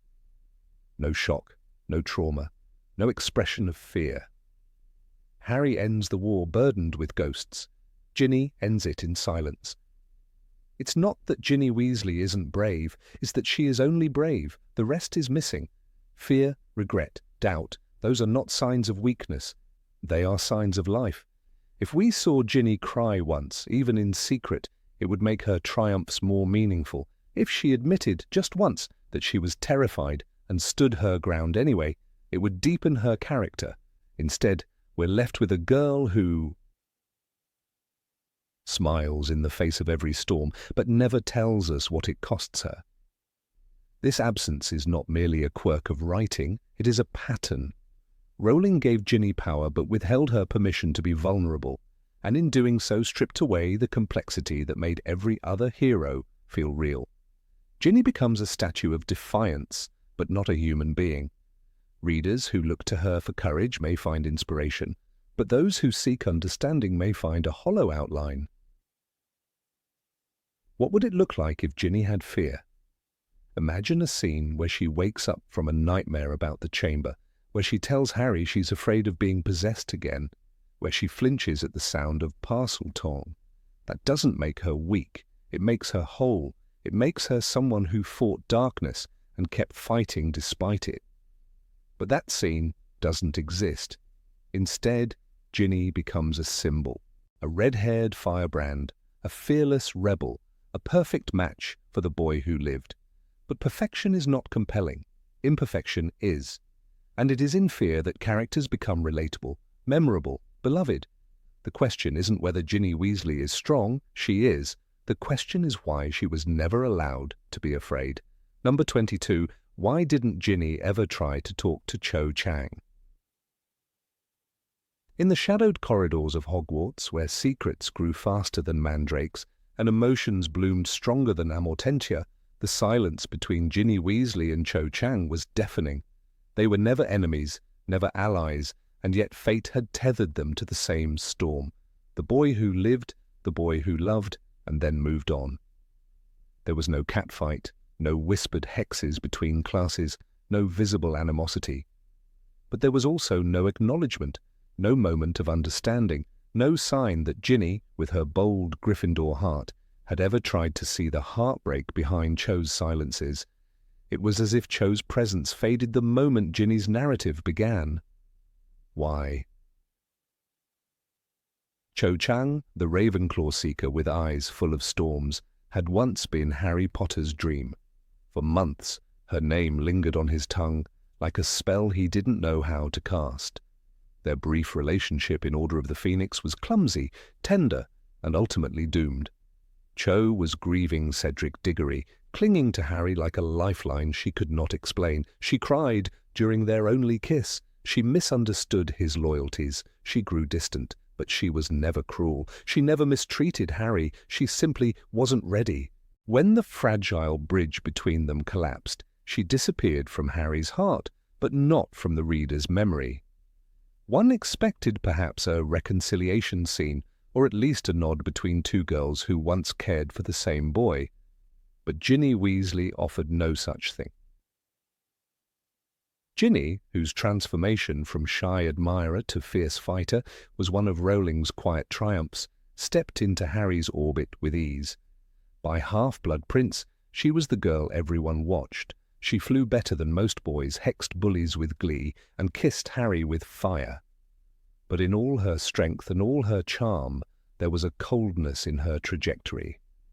She had seen Cho cry over Harry. She had heard whispers of their kiss in the room of requirement. She had watched her walk the same path she would eventually take. And yet she never reached out, not once. In Order of the Phoenix, when Cho appears with Marietta Edgecombe to join Dumbledore's army, Ginny is in the room. She sees Cho's hesitation, her vulnerability. She also sees the betrayal that would come later when Marietta exposes the secret meetings. "It was her. I know it was," Ginny says, furious and unforgiving. The moment serves to paint Cho in a shade of treachery, though she herself didn't betray anyone. Marietta did. Cho merely tried to defend her friend. "She's a lovely person, really," Cho had said about Marietta, trying to explain her friend's betrayal, her voice soft with regret. But the damage was done. Ginny never gave her another chance. There was no moment in which Ginny, later powerful and confident, tried to offer a second look, a smile, or a gesture of peace. Perhaps Ginny saw herself as the winner in a silent rivalry, as if Harry's final choice justified the erasure of the girl who came before. But this absence is unsettling because Ginny was not heartless. She was brave. She defended Luna Lovegood when others mocked her. She stood by Hermione when rumours flew. She fought for what was right, again and again. Why, then, did she never acknowledge Cho's quiet suffering? It is tempting to write off the silence as narrative necessity. After all, Cho fades from the story after Harry moves on, but real people do not vanish so neatly. And if Ginny is to be seen as fully human, flawed, kind, bold, then her disregard for Cho becomes a question of character. The reader knows that Ginny had her own share of heartbreak. She had dated Michael Corner, had seen Dean Thomas's indifference. She was not immune to emotional complexity. But with Cho, she allowed no space for healing, for closure, not even for civility. In the Battle of Hogwarts, Cho returns. She is older, stronger, ready to fight. "I'll go with Harry," she says when they're gathering the last of the Horcrux information, her voice steady, her eyes determined. Ginny, who sees her across the Great Hall, immediately snaps, "No, you won't." The moment is sharp, possessive, and strangely bitter. The war is at their doorstep. Death walks the halls. But Ginny's instinct is not solidarity, it's exclusion. Cho, once again, is denied a place. Denied respect. Denied sisterhood. What might have happened if Ginny had shown her the warmth she offered others? Imagine the strength in a quiet scene between the two. A moment in the library, a corridor after class, where Ginny, now dating Harry, extends an olive branch to the girl who once held his heart. She could have said, "I'm sorry for how things ended. I know it must have hurt." She could have offered understanding, or at least decency. But nothing comes, there is no resolution. Just silence. In a world where bonds between women are often secondary to the boys they love, this omission is more than a missed scene. It's a cultural echo. Cho is a girl marked by grief, by vulnerability, by the public unraveling of emotion. Ginny is fire and wit and triumph. One represents loss, the other victory. And yet both were tied by one boy's kiss. That should have united them, or at least allowed for a shared nod of experience. But in Ginny's world, Cho is a shadow best left unacknowledged. Some readers have suggested that Ginny saw Cho's sorrow as weakness, that her tears were a failure Ginny could not relate to. But Ginny herself had known pain. She had been possessed by Tom Riddle. She had nearly died, and still she offered compassion to others. Neville, for instance, whom she treated with care and patience. She was not unfamiliar with suffering. The only thing that separated Cho was that she had once loved Harry first. Ginny's lack of empathy becomes particularly pointed when we recall that Cho never once tried to hurt her. She never sabotaged their relationship. She never insulted Ginny. She simply vanished from the narrative like a stain Harry wanted to forget. And Ginny, the girl who challenged the ministry, who stood up to her own brothers, who fought Death Eaters with a wand and a snarl, let that erasure happen without resistance. Perhaps Ginny saw any act of kindness toward Cho as disloyalty to Harry, a rekindling of something that needed to stay dead. But love is not a war with winners and losers. The girl who walked the halls of Hogwarts with dignity, even after heartbreak, deserved more than to be discarded like an unused prop. Cho Chang deserved at least a goodbye. In the final scenes of the books, where names of the fallen are whispered and the dead are mourned, there is no mention of Cho's fate. Did she survive? Did she heal? Did Ginny ever ask? The epilogue shows Ginny with Harry, with children, with peace. But no reader knows whether she ever looked back and thought of the girl who came before, whether she ever wondered what might have been if she had said something kind once. The absence is not just Ginny's, it is the author's. Cho, the only prominent Asian character in the series, is given grief and then silence. Her romance is doomed, her dignity questioned, her departure unnoticed. In contrast, Ginny becomes the symbol of strength and stability. And yet, that strength feels incomplete without compassion. In the quiet spaces between battles and broomsticks, between Quidditch wins and Horcrux hunts, there should have been room for closure. For women to speak, to share, to support one another. Ginny could have been that voice. Instead, she chose to remain silent, or perhaps Rowling chose that for her. If we believe in the depth of Ginny's heart, in the breadth of her courage, then we must ask, was it not within her power to acknowledge Cho? To say, I see you, I know you loved him, and that matters too. But the story chose speed over subtlety, resolution over reconciliation. In that silence, a generation of readers found no answer, only a question that Ginny, brave as she was, never seemed interested in asking. And maybe that, more than anything, is the real disappointment. Number 23. Why did Ginny never question Harry? In the turbulent world of Harry Potter, trust was never a simple currency. Even Ron Weasley, Harry's best friend and partner through nearly every dark corridor of danger, faltered more than once. In the Goblet of Fire, Ron turned cold when Harry's name emerged from the goblet, believing for a time that Harry had betrayed him and stolen the spotlight. Hermione Granger, the unwavering voice of logic, often questioned Harry's instincts, challenging him when he seemed reckless, even when she eventually stood by him. Albus. Dumbledore, the great orchestrator behind the curtain, admitted to maintaining distance, to avoid becoming too emotionally attached, too vulnerable. But Ginny Weasley, fiery, independent, battle-tested Ginny, never once questioned him. Not in 6 books, not in the darkest hour, not even when everyone else did. When Harry began seeing into Voldemort's mind in Order of the Phoenix, and the entire wizarding world was calling him delusional, Ginny said nothing. Not one word of doubt. Even as Hermione urged Harry to be cautious, even as Ron tried to block the visions, Ginny simply nodded and went along.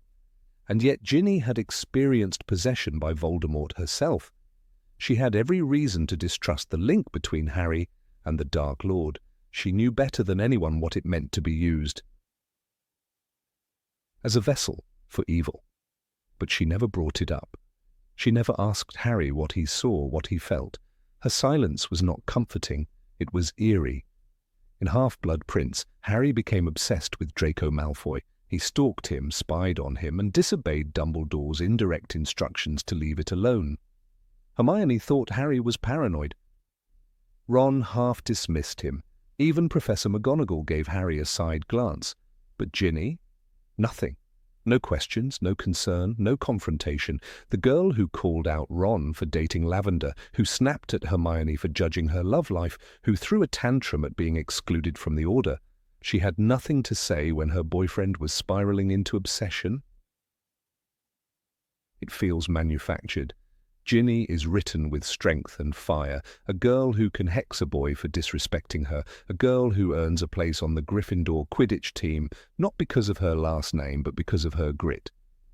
She's not a background character, she's not docile, but with Harry, she becomes heir. She exists to support him, never challenge him. In Deathly Hallows, as the world falls apart, as her family becomes a target, as her school turns into a fortress of terror, Ginny still offers no resistance, no anger at Harry's decisions. She never asks why he has to leave. She never demands to be included. She doesn't accuse him of abandoning her. She just kisses him, tells him to stay safe, and vanishes from the story until the very end. Their romance, though passionate on the surface, lacks the depth forged through tension. There is no moment like Ron and Hermione's confrontation at Shell Cottage, no scene like Harry's fight with Lupin at Grimmauld Place, no fire-forged honesty. The most intense conversation they ever have is a silent one across the room of requirement. She looked at him, and he knew she understood. That is not enough, not for a girl like Ginny, not for a boy carrying the weight of prophecy, not for a war that requires everyone to question everything. And it wasn't as though Ginny was ignorant. She was in the Order. She fought at the Ministry. She knew Harry was marked. She knew he had secrets. Yet she never asked about the prophecy, never demanded the truth behind Dumbledore's missions. When Harry broke up with her for her own safety, she accepted it with a sad smile. No outrage, no fire, not even a whisper of, "How dare you decide for me?" Where was the Ginny who once told Molly Weasley that she had every right to fight in the battle of the Department of Mysteries? Gone, hidden beneath the veil of girlfriend perfection. Perhaps the most uncomfortable truth is that Ginny functioned more like an ideal than a person. For Harry, so many relationships were built on conflict and growth. He clashed with Sirius, then came to love him. He resisted Snape, then learned the depth of his sacrifice. He mistrusted Dumbledore, then came to understand his burden. These were the relationships that shaped him. But Ginny never shaped Harry. She accepted him, always, even when he didn't deserve it, even when he lied or shut people out, even when he was wrong. In Deathly Hallows, when Harry returns to Hogwarts and prepares to face Voldemort, Ginny once again says nothing challenging. She doesn't ask where he's been. She doesn't press for details. She doesn't even confront the agony of watching Fred die while Harry was on his mysterious mission. She just looks at him, that is all. The girl who once demanded to duel Bellatrix Lestrange has no words for the boy who disappeared and returned in the hour of doom. Compare this to Fleur Delacour, who insists on staying with Bill after he's mauled by Greyback, despite Molly's protest, or to Tonks, who argues passionately with Remus about their child and his duty. These women spoke truth. They demanded accountability. They broke through fear. But Ginny floats, she smiles, kisses, waits, always waiting, always trusting. The contradiction is sharpest when we recall how Ginny challenged others. She rolled her eyes at Percy's rules. She scolded Fred and George for their recklessness. She defended Luna when no one else would. This was a girl who saw things clearly, who wasn't afraid of confrontation. Why then did she never confront Harry? Not once, not even to ask what the Horcruxes were, not even to say, "You owe me the truth." It is not love without questions. It is not strength without friction. It is devotion without agency. When Harry stands in the Forbidden Forest ready to die, he thinks of Ginny's face. Not her words, not a shared memory, just a face. It is the face of someone who waited. But love is not just waiting. Love is challenging. Love is holding someone to the truth. Ginny never did, and maybe that's why, even in the epilogue, their relationship feels less lived in than Ron and Hermione's, less earned. We're told they're married, we're told they're happy. But we never see the moment where they worked through the trauma. We never see Ginny cry for the boy she almost lost. We never see her anger that he walked into death without saying goodbye. We never see her fear that he might not return. We never see her ask, "Why did you shut me out?" In Order of the Phoenix, Harry isolates himself after Sirius's death. Ron and Hermione reach out. Even Luna speaks with him. But Ginny never demands space in his grief. She stays in the background, reduced to comforting silence. The only girl who knew firsthand what it was like to be invaded by darkness never uses her voice. She becomes a symbol, not a participant. It is as though Ginny was created to complete Harry but not to complicate him. She is the haven, not the storm. And yet every meaningful relationship in Harry's life was storm-born. Maybe Rowling intended Ginny to be the safe harbour. But even safe harbours are shaped by the tide. Ginny remained still.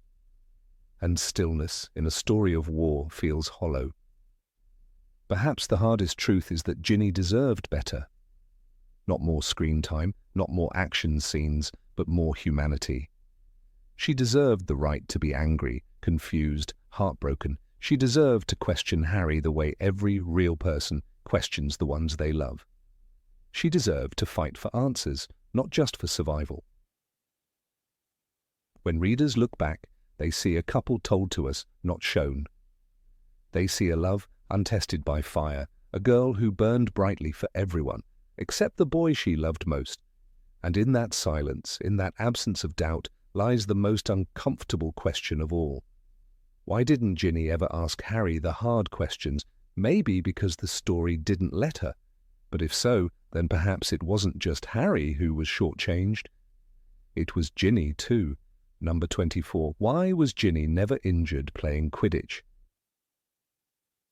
Of all the dazzling moments in Half-Blood Prince, one scene stands out with a strange silence around it. Ginny Weasley, youngest of 7, only girl in a family of boys, rockets through the air on her broomstick during a Gryffindor Quidditch match and performs what McLaggen calls a ruddy miracle. She dodges a bludger, loops mid-air, and scores with the precision of a seasoned chaser. The crowd roars. Yet, amid all the chaos, there's one glaring omission, no mention of bruises, falls, or even the smallest injury. And in a game like Quidditch, where bludgers crack bones and seekers plummet 40 feet, Ginny's spotless record is baffling. Harry's own Quidditch career was practically a chronicle of injury.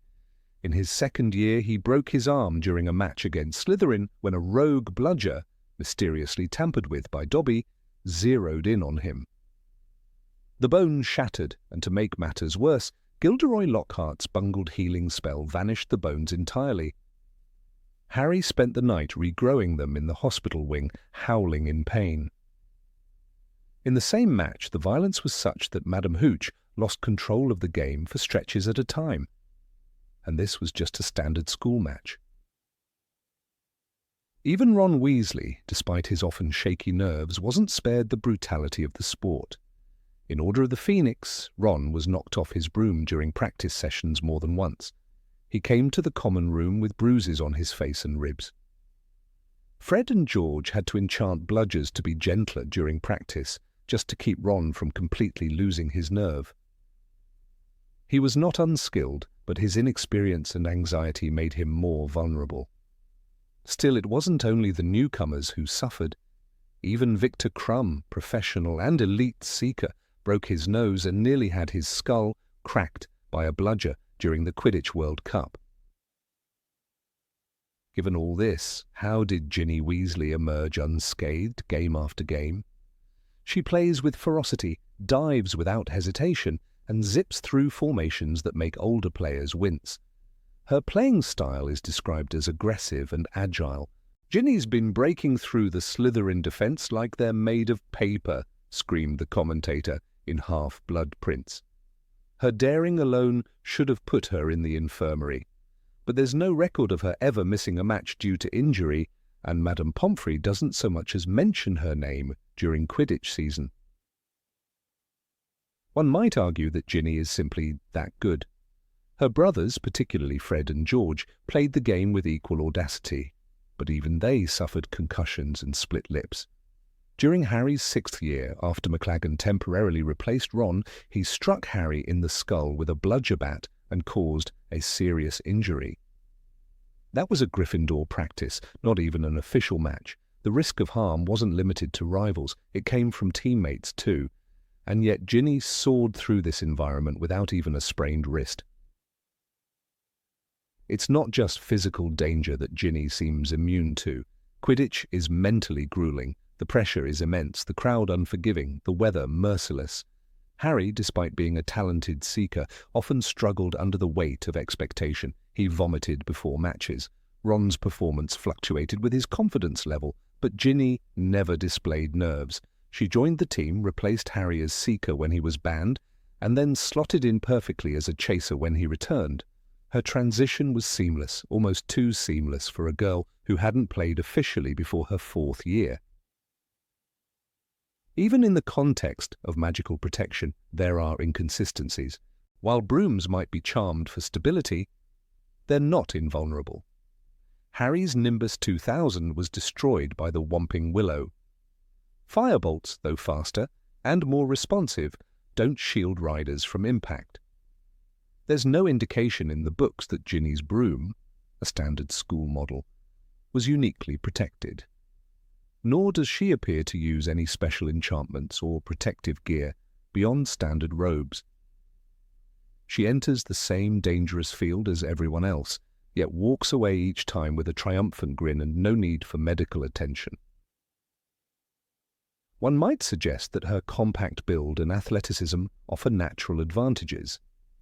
She's light, agile, and grew up in a household of roughhousing brothers. Yet, physical talent alone doesn't explain her perfect record. Other physically adept players, Angelina Johnson for instance, still took their fair share of hits. In Order of the Phoenix, Angelina was knocked out of the air and needed healing. She was team captain and had years of experience. Ginny surpassed her in terms of statistics, yet never seemed to pay the physical toll. Is it possible that the narrative simply shielded Ginny? As the books progress, Ginny's role shifts from a quiet, awkward younger sister to a strong, confident love interest. Her talents bloom rapidly. By the time Harry begins to notice her romantically, she is already a star chaser, popular with her peers, and strangely untouchable. She never falters, never cries, never bleeds. She is not given the same vulnerability as other players. Even Hermione, not a Quidditch participant, gets injured during battles and has emotional breakdowns. Ginny, meanwhile, remains unshaken.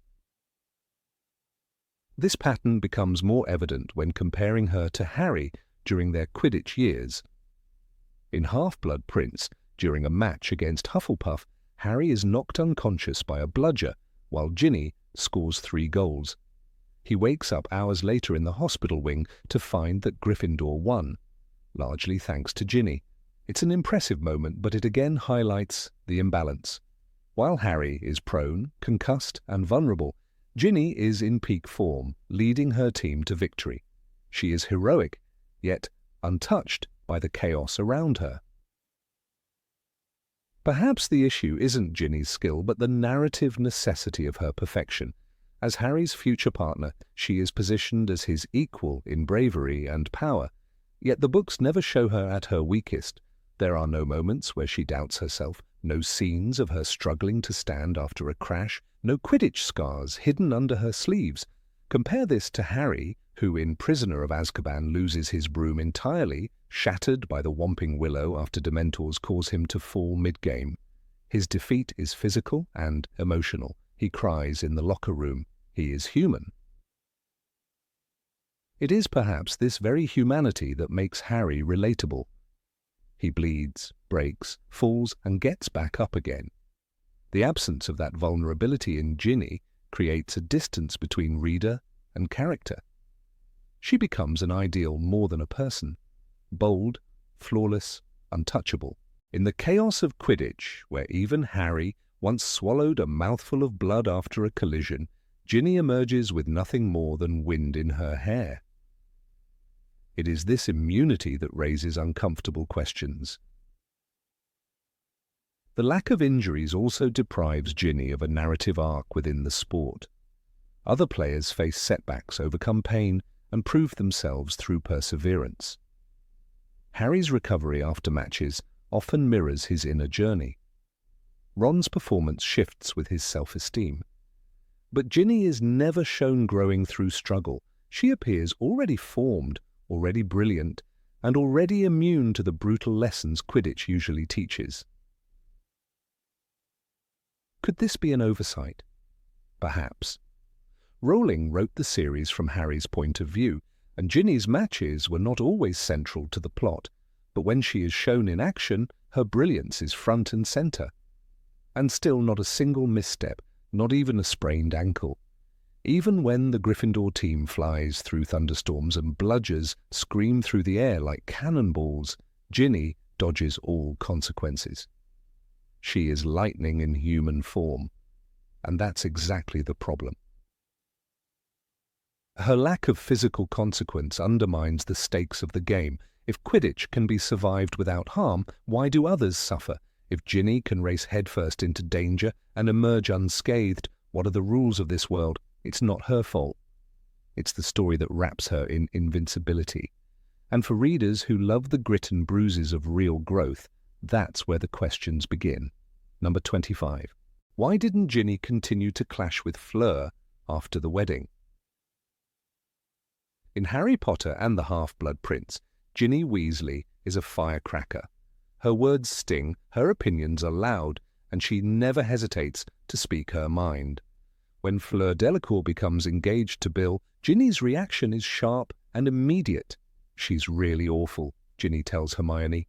You know her idea of a really good time is something frilly and pink that smells nice and talks about feelings. Her mockery is tinged with venom, and throughout the book she repeatedly calls Fleur phlegm, making no attempt to hide her disdain. Her mother, Molly Weasley, shares this sentiment, trying to push Tonks toward Bill as a more acceptable match. The entire family, save for Bill and perhaps Arthur, seems quietly or openly aligned against Fleur. Yet somehow, by the Deathly Hallows, Ginny's voice vanishes from this chorus. Not only does she stop mocking Fleur, she seems to disappear entirely from the narrative surrounding her. The transformation is too sudden, too complete, and far too convenient. What happened to Ginny's fire? Ginny Weasley's early attitude toward Fleur was not simply casual dislike, it was consistent and caustic. During the summer at the Burrow, Ginny is relentless in her mimicry. She imitates Fleur's French accent with theatrical exaggeration, rolling her eyes and making sarcastic asides. The mockery isn't just teenage humor, it's pointed. Ginny doesn't tolerate shallowness, and she perceives Fleur's vanity and flirtatious behavior as an affront. More than that, Ginny is protective of her family. Fleur, elegant and dramatic, doesn't fit the Weasley mold. She's not warm like Molly, clever like Hermione, or earthy like Tonks. She's an outsider, and Ginny is quick to make sure she knows it. But then the attack happens. Bill is mauled by Fenrir Greyback. His face is permanently disfigured.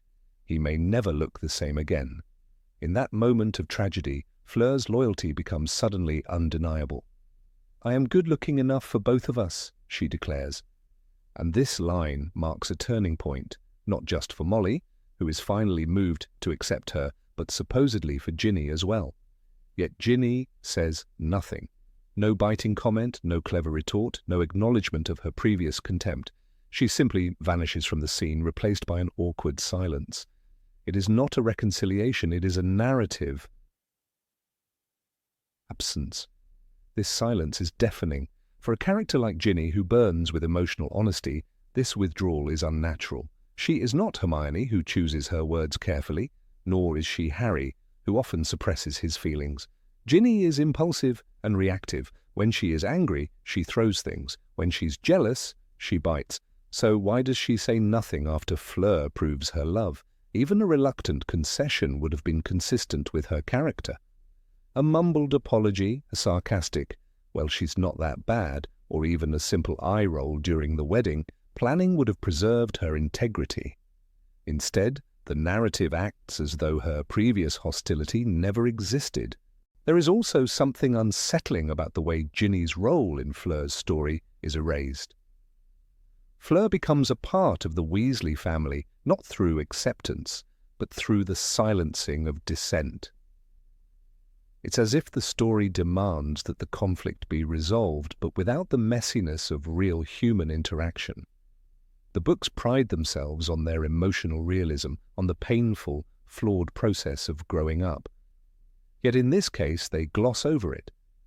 The tension between Ginny and Fleur simply dissolves, without words, without growth, without resolution.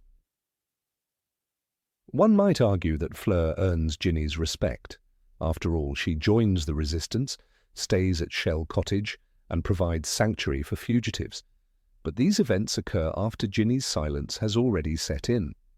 The moment Fleur stands by Bill in the hospital wing, Ginny disappears from the narrative around her. There is no slow evolution of opinion, no scenes of mutual understanding. The emotional payoff is missing. The reader is left to assume that Ginny simply changed her mind, but this isn't how Ginny works. She is not passive. She challenges, argues, and demands. Ginny's relationship with Fleur isn't the only time she drops out of an emotional thread. The same happens in Deathly Hallows, where she barely speaks after the wedding. Despite being Harry's love interest, her presence shrinks. We are told she helps lead the resistance at Hogwarts, but we are shown very little. The fierce, vocal Ginny of earlier books becomes a shadow. Her arc, so carefully built from Chamber of Secrets through Half-Blood Prince, loses its edge. Her conflict with Fleur is one of many threads that fray at the end. It's also worth noting how the family dynamic plays into this erasure. Molly Weasley's change of heart is explicit. She weeps, embraces Fleur, and openly admits she was wrong. It is a cathartic moment. The matriarch, so stubborn in her judgment, is humbled, but Ginny is denied the same closure. The youngest Weasley, always fighting to be heard, is here silenced. Her story is not given the same space to breathe. Her journey is compressed into nothingness, as if her earlier emotions were childish tantrums unworthy of resolution. This narrative gap undermines Ginny's complexity. By refusing to address her change of heart, the story reduces her character to convenience. Readers are left to assume that growing up means forgetting that maturity is silence. But Ginny was never silent. She shouted through every stage of her growth. She called out hypocrisy, she demanded respect, and she never hesitated to speak truth to power. That she says nothing to Fleur, neither reconciliation nor resistance, is inconsistent, and it weakens both characters. Fleur, too, is denied the opportunity for depth. A true confrontation with Ginny could have allowed Fleur to explain herself, to defend her values, to assert her identity beyond beauty. The two young women could have found common ground in their shared bravery. Ginny, who survives Tom Riddle's diary, and Fleur, who faces dragons in the Triwizard Tournament, both carry scars. A moment of connection between them could have been powerful. Instead, the story avoids it. It favors simplicity over resolution. This avoidance is particularly jarring because other emotional conflicts in the series are given such attention. Harry's grief for Sirius, Ron's jealousy of Harry, Hermione's activism for house elves, all are explored with nuance. Even Draco Malfoy, a minor antagonist, is allowed moments of fear and doubt. But Ginny and Fleur are denied this. Their relationship is flattened, their emotions edited out. It's as though the book had no room for women to argue and then grow from it. It prefers them quiet and compliant. One might suggest that Ginny's silence is strategic, that she learns to pick her battles, but this is a generous interpretation. There is no textual evidence for such a transformation. The Ginny we see before the hospital wing scene is sarcastic, energetic, and deeply opinionated. After it, she fades. It's not character growth, it's narrative convenience. The plot moves forward and Ginny is left behind, her voice one more casualty of the rush to the finale. What makes this uncomfortable is that it suggests female anger is not worth exploring. Ginny's sharp tongue, once a source of strength, is now inconvenient. Her emotions are swept away, unresolved, ignored. In a story that celebrates bravery and loyalty, this retreat into silence feels wrong. The books could have shown Ginny learning to see Fleur differently, not through silence, but through dialogue.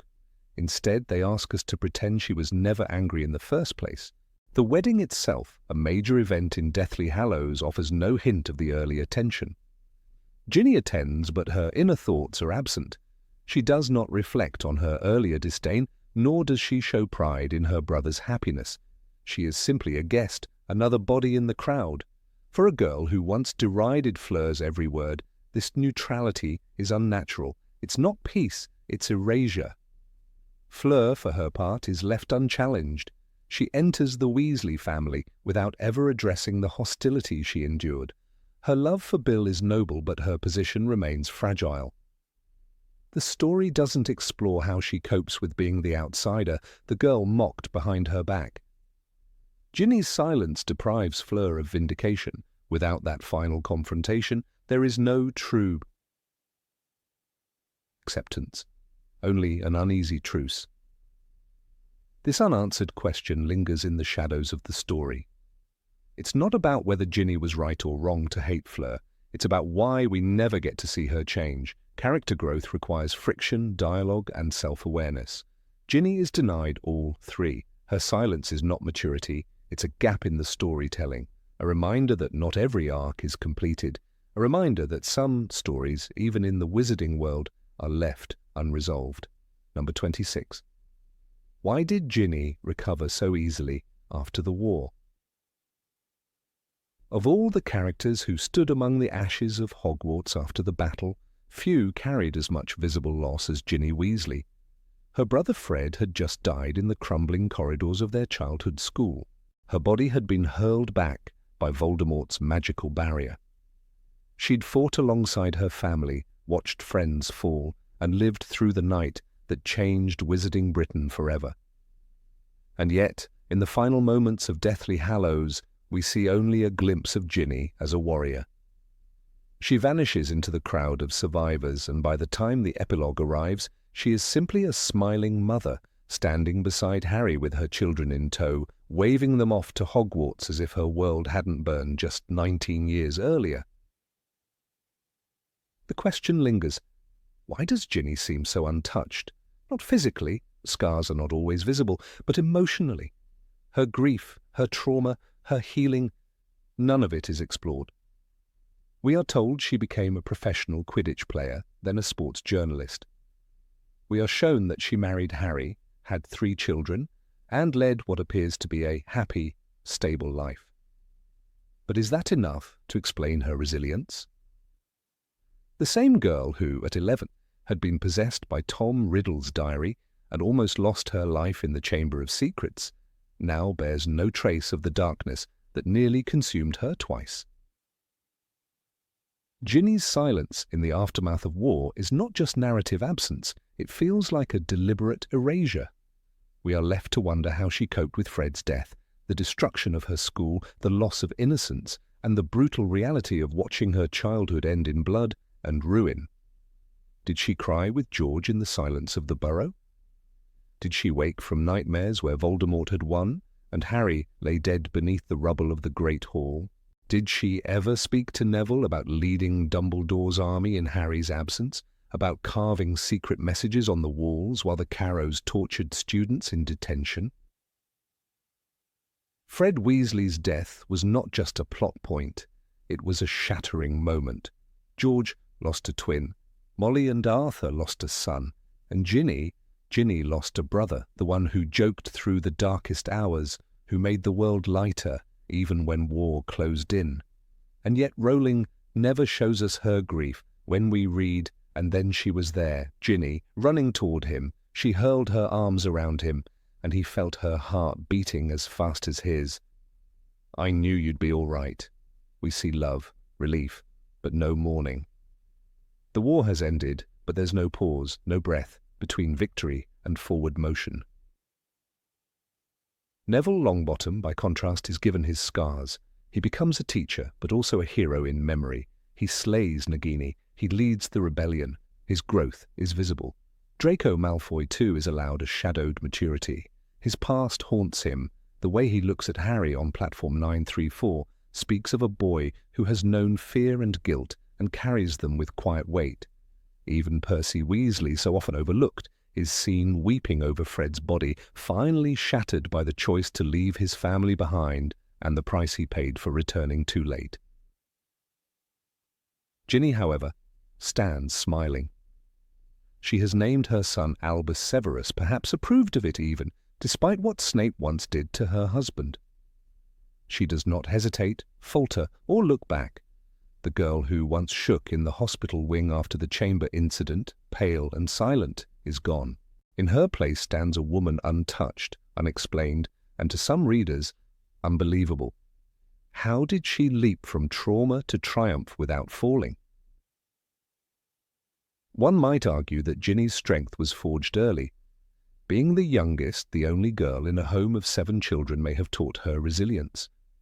Facing Tom Riddle at 11 might have forced her to develop inner armor faster than most. She joined Dumbledore's army not because she was brave by default, but because she refused to be sidelined. She stood in the room of requirement not just as Harry's love interest, but as a fighter in her own right. And yet, even the strongest soldiers bleed, even the bravest falter. In Order of the Phoenix, we saw Ginny begin to take her place. She steps out from under her brother's shadows. She hexes Zacharias Smith when he insults Harry. She's the only one who can talk back to Ron without flinching, and she doesn't let Harry wallow in self-pity. But these are moments of personality, not of process. We see who she is, but not what she feels. Even in the Battle of the Department of Mysteries, when she breaks her ankle and witnesses Sirius die, there is no follow-up. Ginny walks forward, always forward, but at what cost? Harry himself is given ample space for trauma. We see him struggle with guilt over Cedric's death. We watch him break under the pressure of the prophecy. We hear his inner monologue, his doubts, his grief, his fury. Hermione cries, Ron hesitates, Lupin falls into despair. But Ginny is narratively quiet. It is not just that she doesn't speak. It's that no one asks her to. Her pain is invisible, perhaps because we are never given her perspective. The epilogue, so often debated, cements this silence. Ginny stands beside Harry, says little, smiles gently, and allows the story to close. But the world has ended and begun again, and she has lived through the fire. Where are the lines on her face, the weariness in her eyes, the guardedness of someone who has buried a sibling? 19 years may be a long time, but for survivors, time doesn't always heal. It simply layers. Grief morphs, but it doesn't disappear. Could it be that Ginny's coping was simply private? That, like so many real people, she did not grieve loudly but carried it in rituals, in silences, in how she raised her children? Perhaps every joke she told James was a tribute to Fred. Perhaps she still sets one too many places at Christmas. Maybe she avoided the east wing of the burrow for years because that's where Fred's room remained untouched. These are speculations, of course, but they're the only way we can reconcile the girl we knew with the woman we see. The wizarding world's treatment of trauma is inconsistent. St. Mungo's has a ward for spell damage, but what of mental wounds? Did Ginny ever see a healer after the diary? Was there counselling after the war? We know Harry was left in silence after Cedric's death, and Dumbledore only confessed his guilt too late. Why should we assume Ginny fared better? It is easier to believe she buried it all, that she smiled for Harry, for her parents, for Teddy Lupin, for a world desperate to believe it had survived intact. Ginny's absence from the narrative of healing is not her fault, but the story's. Her journey, so ripe for exploration, was never given space. She is often written by fans as fierce, independent, passionate, but the canon gives her little post-war voice. The tragedy is not that she survived, but that we never got to see how. Her strength is assumed, not earned on the page. Her smile in the epilogue is comforting, but it comes at the price of complexity. It tells us the war is over, the world is safe, and the pain is past. But real healing is messier than that. Perhaps Ginny's story was sacrificed for narrative closure. In giving readers a hopeful ending, the book skips the aftermath. But the price of that hope is the silencing of characters like Ginny. Characters who fought, who lost, who survived, but whose scars are left off the page. In a way, her absence is more haunting than presence would be. It suggests that survival alone is enough, that we need not ask how a young girl became a woman while the world burned around her. And so the uncomfortable question remains, why does Ginny seem so whole? Maybe she isn't. Maybe her healing is still unfinished. Maybe her smile is not the end of the story, but the mask she wears for those who need to believe in happy endings, because beneath the surface of every survivor there is always a battle still raging, and Ginny Weasley, for all her strength, deserves to have hers told. Number 27. Why didn't Ginny become an aura after the war? Ginny Weasley was a warrior, forged in fire long before her 17th birthday. She fought in the Battle of Hogwarts. She trained alongside Dumbledore's army in the Room of Requirement, casting shield charms while Death Eaters prowled the corridors. She endured Carrow punishments and led underground resistance when others fell silent.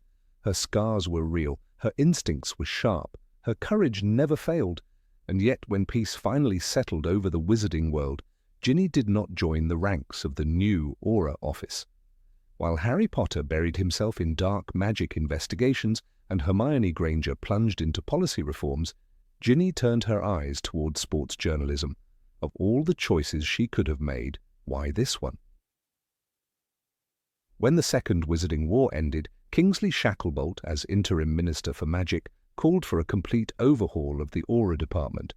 He wanted young, talented witches and wizards who had proven themselves in the war, people untouched by the corruption of the Fudge and Scrimgeour eras. Naturally, Harry was invited. Naturally, Ron joined. Naturally, the public expected Ginny would too. She had all the ingredients. She had experience resisting tyranny, understood covert operations through Dumbledore's army, and had fought, wand in hand, in open battle. Kingsley himself had praised young fighters for their unmatched bravery and refusal to surrender to darkness.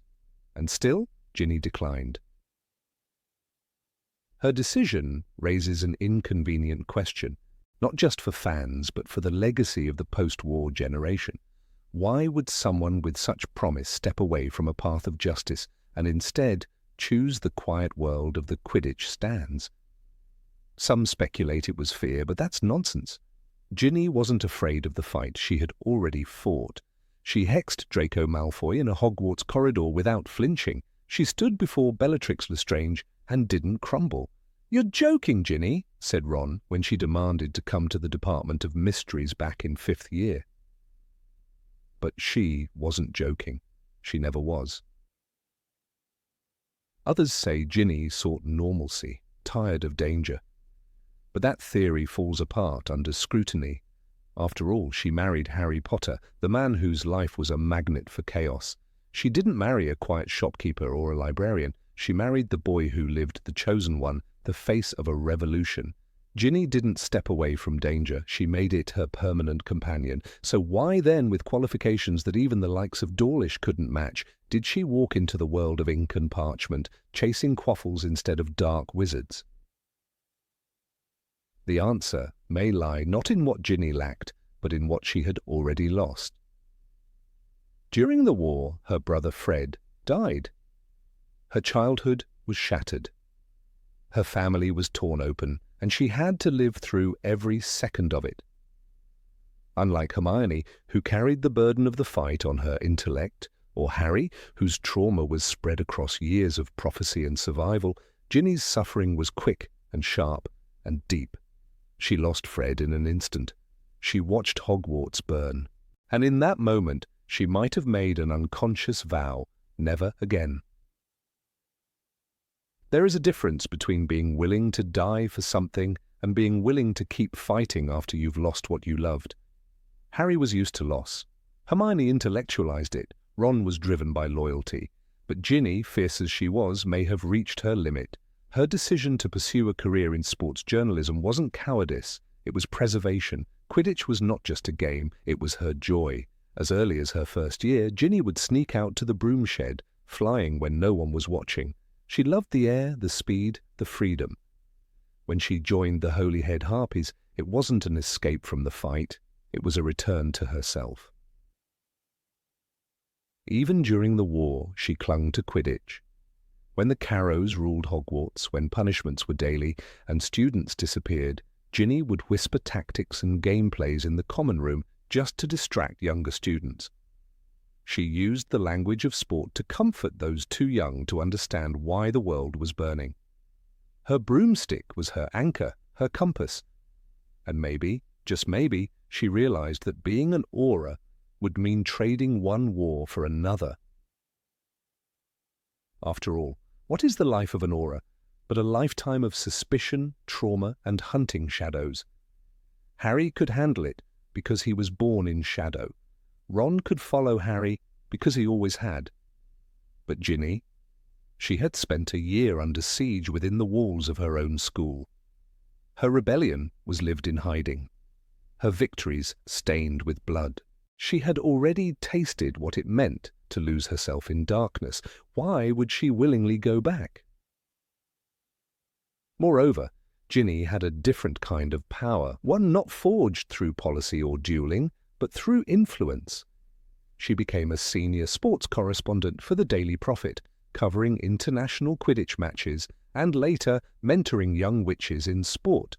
She used her platform to speak up, to challenge stereotypes, and to promote female athletes in a society that still largely cheered for male seekers. She changed the conversation from battle scars to dreams, from Death Eaters to championship scores. She made people feel something other than fear.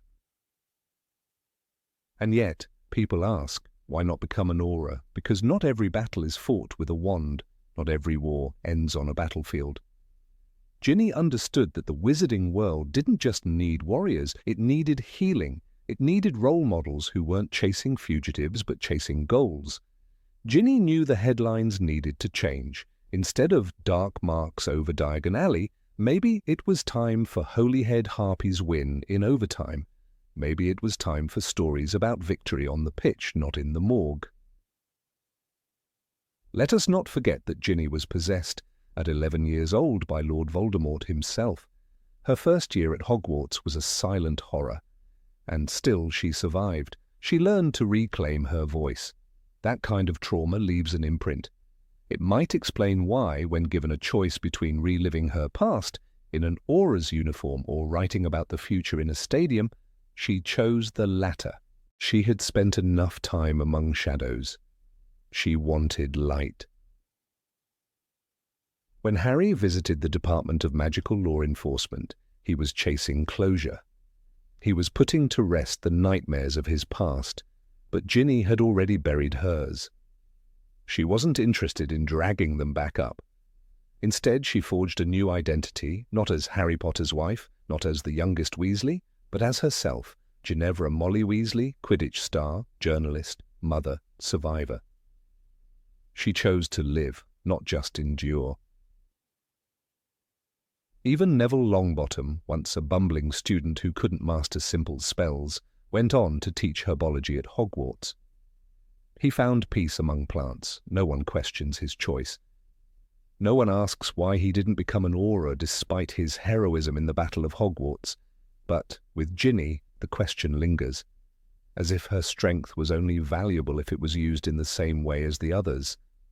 As if her defiance, her fire, her strength of will had to be channeled into handcuffs and interrogation rooms. But maybe Ginny's greatest act of rebellion was to say no. In the final book, when Voldemort's forces breach Hogwarts and chaos reigns, Ginny refuses to be sidelined. "I'm in Dumbledore's army," she says with steel in her voice. She didn't need validation from a title. She already knew who she was. She had earned her place on the battlefield and on the front page. Her future didn't need to follow Harry's to matter. She carved her own path, and she did it without apology. There's bravery in stepping into danger, but there's also bravery in stepping away. Ginny Weasley looked at a broken world and chose not to keep breaking herself for it. She chose laughter in locker rooms over screams in dark alleys. She chose stadium lights over interrogation rooms, and in doing so she reminded us that heroism takes many forms. Some fight with wands, others with words. Ginny Weasley, ever defiant, ever fierce, chose joy. And that may be the bravest choice of all.